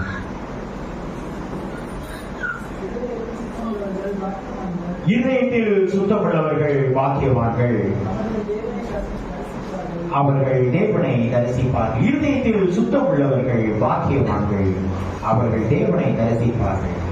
ஆண்டவர் மனிதர்களாகிய நமக்கு உலகத்தின் பிரகாரமாக அந்த மனிதனின் இருதயத்தை நாம் பெற்றுக் கொள்ளாமல் நம்முடைய சிந்தனைகளுக்கு, நம்முடைய யோசனைகள் எல்லாவற்றையும் ஆண்டவரிடத்தில் ஒப்பு கொடுப்போம். ஆராய்ந்து அறிவதற்கு கடைசியாக ஆண்டவர் சொன்னார், நம்முடைய இருதயம் வேணும்னா சுத்தமான இருதயம்.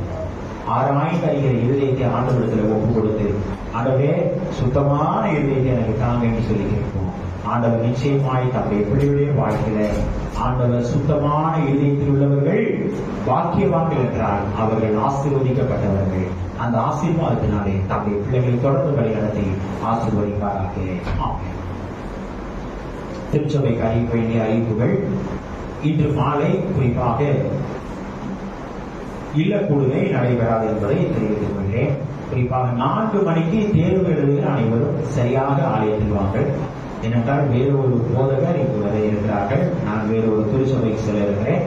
ஆகவே பிள்ளைகள், நீங்கள் தவறாமல் 4 மணிக்கு தேர்வு எழுதுவதற்கு அனைவரும் தவறாமல் கலந்து கொள்ளும்படி உங்களை அன்பாக கேட்டுக்கொள்கிறேன். அனைவருக்கும் பொது செய்தி அனுப்பியிருக்கிறேன். ஆகவே பிள்ளைகள் அனைவரும் தவறாமல் நீங்கள் தேர்வு எழுதுங்கள். 2 நபருக்கு குறிப்பாக ஆங்கிலம் 2 நபர் கொஸ்டின் ஆங்கிலம் கேட்டு வாங்கியிருக்கிறேன். ஆகவே டீம்ஸுக்கும் ஒரு தமிழ் ஒரு ஆங்கிலம் வாங்கியிருக்கிறேன். ஆகவே பிள்ளைகள் நீங்கள் அதை நீங்கள் போதுகிறமா தேர்வு நேரத்தில் ஆரம்பத்தில் இருப்பார்கள், ஊழியரோடு இருப்பார்கள். இங்கு வர இருக்கிற ஊழியரோடு நான் வேறு திருச்சபைக்கு தேர்வு நடத்த செல்கிறேன். ஆகவே பிள்ளைகள் நீங்கள் அதை மனதிலே கொண்டு உங்களுடைய ஒத்துழைப்பை நல்கும்படி உங்களை அன்பாய் கேட்டுக்கொள்கிறேன். பாடகர் குழு வழக்கமான நேரத்தில் சனிக்கிழமை 8 மணிக்கு நடைபெறும். வெள்ளிக்கிழமை உபவாச குழுவை காலை 10:30 மணிக்கு நடைபெறும். ஏலப்பாக்கிகள் கொடுத்து வருவீர்கள். இன்னும் பழைய ஏலப்பாக்கிகள் இருக்குமே ஆனால் அதை நீங்கள் கொடுத்து உதவும்படி உங்களை மிகவும் பட்சமாக கேட்டுக்கொள்கிறேன். வருகிற சனிக்கிழமை மாதத்தின் 1வது நாளாக இருக்கிறபடினாலே காலை 5 மணிக்கு வாக்குத்தத்த ஆராதனை திருவிருது ஆராதனையாக நடைபெறும். ஆகவே பிள்ளைகள் அனைவரும் நீங்கள் அதிலே பங்கு பெறும்படி உங்களை கேட்டுக்கொள்கிறேன். குறிப்பாக கடந்த நாட்களிலே அறிவித்தபடி ஐஎம்எம் டொனேஷன் புக் உங்க கையில இருக்கும். எல்லாரும் இன்னைக்கு எடுத்து கொண்டிருக்கீங்கன்னு நினைக்கிறேன்.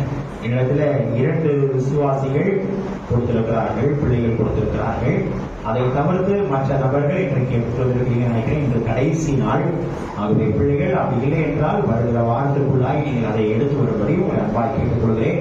ஆகவே அலுவலகத்திலே அதை நாம் சமர்ப்பிக்க வேண்டும். ஆகவே பிள்ளைகள் நீங்கள் நன்கொடையோடு நீங்கள் எவ்வளவு நன்கொடை நீங்கள் பிரித்தீர்களோ அதோடு முதலாவது நீங்கள் கொண்டு வாருங்கள். ஆகவே பிள்ளைகள் மனதில் கொண்டு நீங்கள் அதற்கு உங்களுடைய ஒத்துழைப்பை நல்கும்படி உங்களை அன்பாய் கேட்டுக் கொள்கிறேன். லெந்து கால சிறப்பு நிகழ்ச்சிகள், சிறப்பு நோட்டீஸுகள் ஆயத்தமாக இருக்கிறது. ஆகவே பிள்ளைகளுக்கு ஆராதனை முடிவிலே காணிக்கை பாடல் பாடும் பொழுது போதகரமா அவர்கள் கொடுப்பார்கள். ஆகவே நீங்கள் அதை பெற்று செல்லும்படி உங்களை அன்பாய் கேட்டுக்கொள்கிறேன். 7 வார்த்தை பேசுகிற பிள்ளைகள் இப்போதே ஆயத்தப்படுங்கள் 2 நாட்களிலே. ஆகவே பிள்ளைகள் நீங்கள் அதற்கு ஆயத்தப்படுங்கள். சுயவெறுப்பு உண்டியல் ஆயத்தமாயிருக்கிறது. இன்றைய நாள் ஆராதனை முடிந்த பின்பு சுயவெறுப்பு உண்டியல்களையும் நீங்கள் பெற்றுச் செல்லலாம். ஆகவே வர வர நீங்கள் பெற்று செல்லும்படி உங்களை அன்பாய் கேட்டுக்கொள்கிறேன். சுயவெறுப்பு உண்டியலும் ஆயத்தமாயிருக்கிறது. அதிலே குறிக்கப்பட்ட நம்பரை போதகர் அம்மாவிடத்திலே நீங்கள் தெரிவித்து உங்களுடைய பெயர்களை தெரிவித்து செல்லும்படி அன்பாய் கேட்டுக்கொள்கிறேன். குறிப்பாக ஜெபித்துக் கொள்ளுங்கள். வருகிற ஏப்ரல் மாதம் ஆண்டவருக்கு சித்தமானால் நம்முடைய திருச்சபையிலே புதிதாய் மூப்பர்கள் நியமனம் நடைபெறும். அதற்கு கடைசி வாரம் என்று எண்ணுகிறேன். நம்முடைய ஏரியா இயக்குனர் ஐயா அவர்கள் ஒரு நாளை கொடுத்திருக்கிறார்கள். ஆகவே அதற்கு நாமினேஷன் கமிட்டி இசிஐ ஒழுங்கின்படி அந்த காரியங்கள் நிறைவாய் நடத்தப்படும். ஆகவே புதிய மூப்பர்கள் யார் என்பதை வருகிற நாட்களிலே 2 வாரங்கள் தற்போதைய மூப்பர்கள் மூலமாய் அதை ஆலோசித்து அதற்கு முடிவெடுக்கப்படும். ஆகவே பிள்ளைகள் நீங்கள் ஜெபித்துக் கொள்ளும்படி உங்களை பட்சமாக கேட்டுக்கொள்கிறேன். அது மாத்திரமல்ல, எதிர்கால சிறப்பு நிகழ்ச்சிகளுக்காக ஜெபித்துக் கொள்ளுங்கள். அனைத்து வெள்ளிக்கிழமையிலும் தவறாம வந்துருங்க. சரிங்களா? தவறாம உங்களுடைய உற்சாகம் தான் என்னுடைய போதனையை உற்சாகப்படுத்தும். சரிங்களா? ஆகவே தயவு செய்து பிள்ளைகள், ஏனென்றால் எல்லா நாட்களிலும் நம்முடைய லெந்து கால தியான ஆராதனை வைப்பது உண்டு. ஆனால் நம்முடைய திருச்சபையில் வெறும் வெள்ளிக்கிழமை மாலை மாத்திரமே வைத்திருக்கிறோம். ஆகவே பிள்ளைகள் நீங்கள் அனைவரும் தவறாமல் நீங்கள் கலந்து கொள்ளும்படி உங்களை அன்பாய் கேட்டுக்கொள்கிறேன்.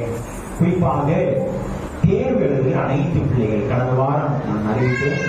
அனைவரும் உண்டாக வரும்படி உங்களை அன்பாய் ஒரு சிறப்பு ஜெபம் ஏறெடுக்கப்படும். தேர்வு எழுதுகிற அனைத்து பிள்ளைகள், அதாவது ஸ்கூல்ல இருந்து கல்லூரி வரைக்கும் மேற்படிப்பு படிக்கிற பிள்ளைகள் வரைக்கும் எல்லாரும் முன்னாடி வாங்க. அனைத்து பிள்ளைகள் ஒரு பாடல ஒரு சரணம் பாடுவோம். ஜெயம் கொடுக்கும் தேவனுக்கு கோடி கோடி ஸ்தோத்திரம். 314 14வது பாடல். எல்லாரும் வரீங்களா?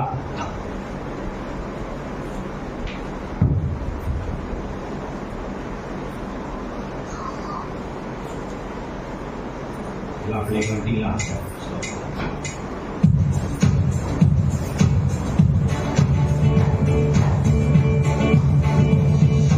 ஜெயம் கொடுக்கும் தேவனுக்கு கோடி கோடி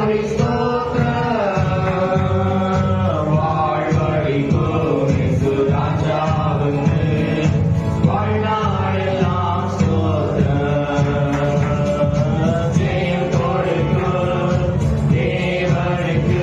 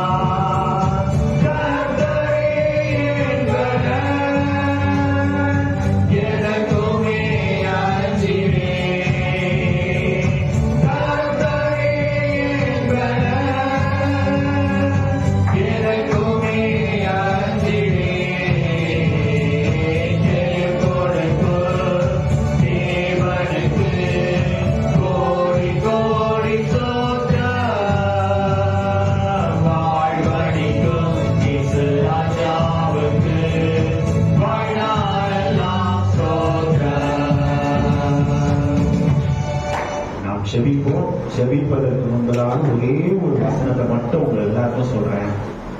கர்த்தர் ஞானத்தை தருகிறார், அவர் வாயிலிருந்து அறிவும் புத்தியும் வரும். முதல்ல சேர்ந்து சொல்லலாமா? நானே எக்ஸாம் உங்களோட எவ்வளோ சேர்ந்து சொல்றீங்களா? கர்த்தர் ஞானத்தை தருகிறார், அவர் வாயிலிருந்து அறிவும் புத்தியும் வரும். ஜெயமோ கர்த்தரால் வரும். ஜெயமோ கர்த்தரால் வரும். ஜெபிப்போமா?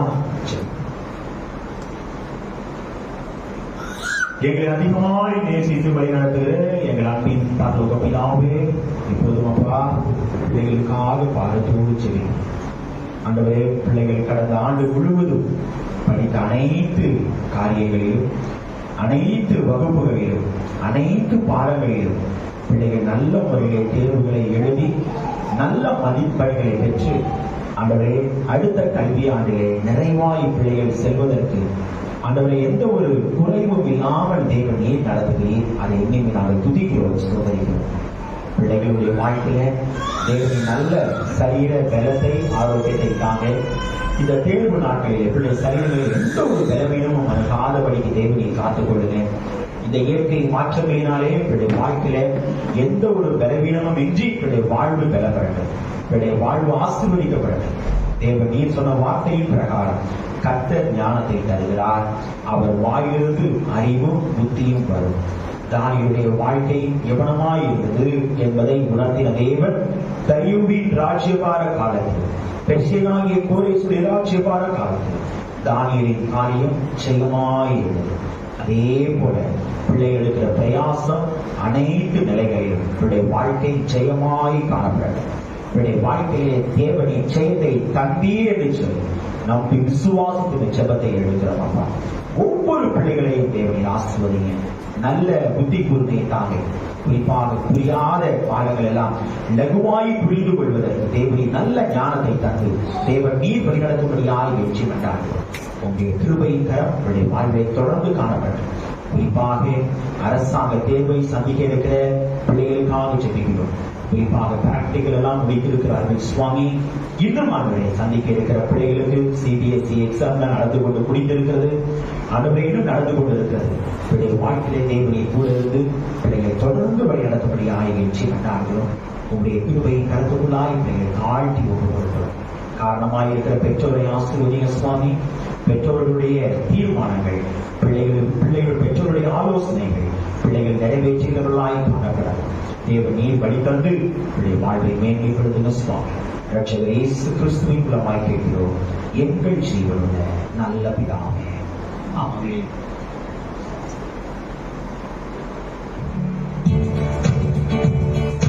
அற்புதம் செய்பவர், அகிலம் படைத்தவர்,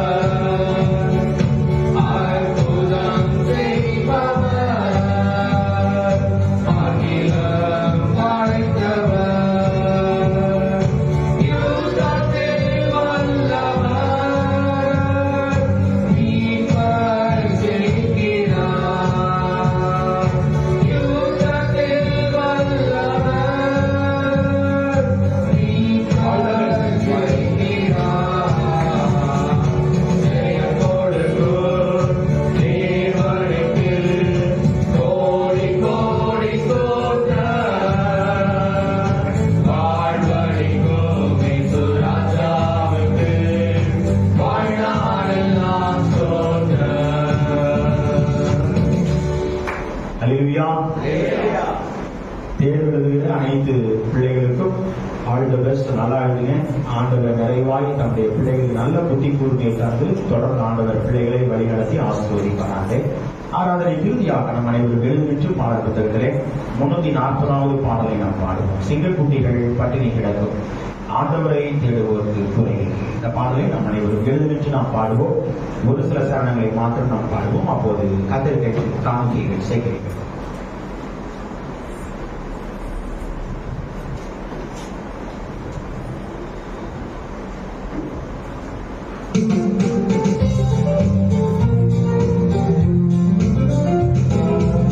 இந்த குட்டி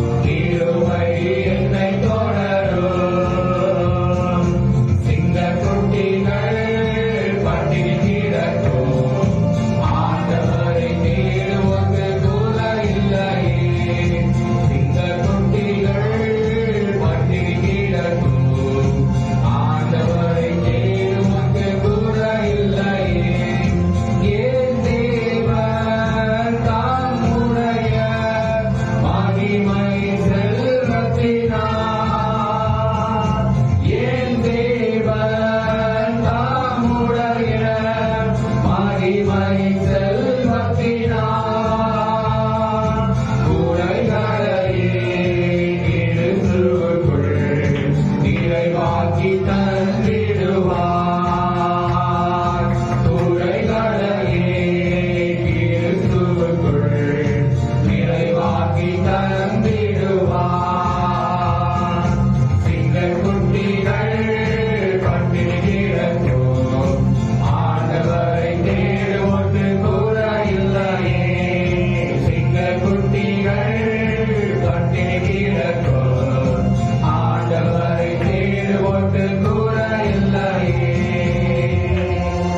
நாம் செபிப்போம், ஜெபம் செய்வோம். எங்களை அதிகமாய் நேசித்து வழி நடத்துகிற எங்கள் அன்பின் பரலோக பிதாவே, இப்போது சுவாமி இருதயத்தை குறித்து நாங்கள் தியானித்தோம். மனிதனுடைய இருதயம் எப்படிப்பட்டது, நீர் ஆராய்ந்து அறிகிற இருதயம் எப்படிப்பட்டதாய் காணப்படும். சுத்தமான இருதயம் உள்ளவர்களாய் நாங்கள் வாழ தேவ நீர் எங்களை தொடர்ந்து பலப்படுத்துக சுவாமி. இப்போதும் அப்பா, பிள்ளைகள் மூலமாய் கேட்ட அனைத்து சாட்சிகளுக்காக ஜெபிக்கிறோம். கடந்த நாளிலும் ஆண்டவரே, மருத்துவமனையில் இருந்து தேவனை சுகப்படுத்தி நடக்க முடியாத சூழ்நிலையிலும் தேவன் நீர் கூட இருந்து தேவன் நீர் பிள்ளைகளை வழிநடத்தினீர். பிள்ளை வாழ்க்கையில் உள்ள திருமண காரியங்களை நிறைவாய் நடத்தி தந்தீர். ஆண்டவரே, பலவீனமான நேரத்திலே குழந்தையுடைய பலவீனத்தை தேவனை நீக்கி போட்டீர். பணிகளிலே காணப்பட்ட சுமைகளை தேவனை நீக்கி போட்டீர். கேட்ட அனைத்து சாட்சிகளை ஆண்டவரே, உங்களுடைய கரம், உங்களுடைய வழிநடத்துதல் இப்படி வாழ்விலே கண்டதற்காய் நன்றி செலுத்துகிறோம். அன்றைய பொருள் சுவாமி கேட்ட சாட்சிகளுக்கெல்லாம் தேவனீர் பதில் தந்ததை எண்ணிக்கை நாங்கள் தெரியும். இன்னும் அநேக சாட்சிகளை நாங்கள் கேட்க வேண்டும். ஆனால் உங்களுடைய நாமம் மாத்திரம் மகிமைப்பட வேண்டும். அதை எண்ணிக்கை நாங்கள் துதிக்கிறோம், ஸ்தோத்திரிக்கிறோம். திருச்சபையின் அனைத்து விசுவாச பிள்ளைகளை ஆசிர்வதிங்க. ஆண்டவரே, பிள்ளைகள் வந்தது நல்லது என்று சொல்லி நிறைவாய் கடந்து செல்ல கிருபை தான் சுவாமி. இவருடைய வாழ்க்கையில தேவனை கூட இருக்காமா. இப்போது இந்த ஆராதனை முற்றிலும் உங்களுடைய பிரசனம், உங்களுடைய வழிநடத்த எங்களோடு இருந்ததற்காக நன்றி செலுத்துகிறோம். மீண்டும் தேர்வு எழுதுகிற பிள்ளைகளுக்காக செல்கிறோம். தேர்வு எழுதுகிற பிள்ளைகளுக்கு நல்ல ஞானத்தை தந்து புத்தி கூர்மை தந்து வழிநடத்துகிற சுவாமி. இன்று மாலையிலே 4 மணிக்கு நடைபெற இருக்கிற வாலிபர்களை தேர்வுக்காக செல்கிறோம். தேர்வுகளை தேவனின் ஆசிர்வதிய அனைத்து பிள்ளைகளும் கலந்து கொண்டு நாமத்தை மகிமைப்படுத்த கிருபைக்காக சுவாமி. இப்போது அப்பா, பிள்ளைகளுடைய ஊழியத்திற்கு என்று கொடுத்திருக்கிற காணிக்கை காய்ச்சலிக்கிறோம். காணிக்கை தேவனின் ஆசீர்வதித்ததற்காக நன்றி. ஆசீர்வாதங்களை பிள்ளைகள் தனி வாழ்விலும் குடும்ப வாழ்விலும் நிறைவாய் எப்போது பெற்று அனுபவிப்பதற்காக நன்றி செலுத்தி செல்கிறோம். இரட்சகர் இயேசு கிறிஸ்துவின் மூலமாய் கேட்கிறோம் எங்கள் ஜீவனுள்ள நல்ல பிதாவே, ஆமென். ஆசீர்வாதத்தை பெற்றுக் கொள்வோம். நம்முடைய கர்த்தராகிய இயேசு கிறிஸ்துவின் கிருபையும் பிதாவாகிய தேவனுடைய அன்பும் பரிசுத்த ஆவியானவரின் அந்யோன்ய ஐக்கியமும் நம் அனைவரோடும் இனிமேலும் சதா காலங்களில் தங்கியிருந்து நம்மை வழிநடத்தி ஆசீர்வதிப்பாராக. ஆமென்.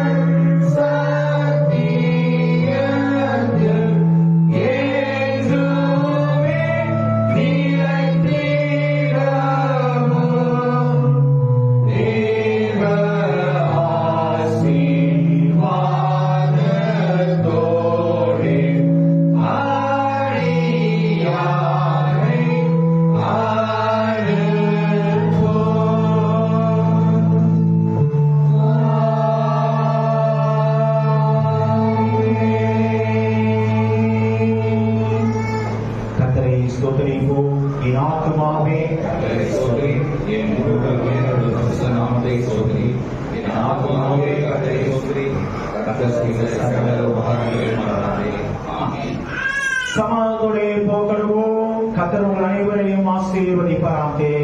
ஆமென்.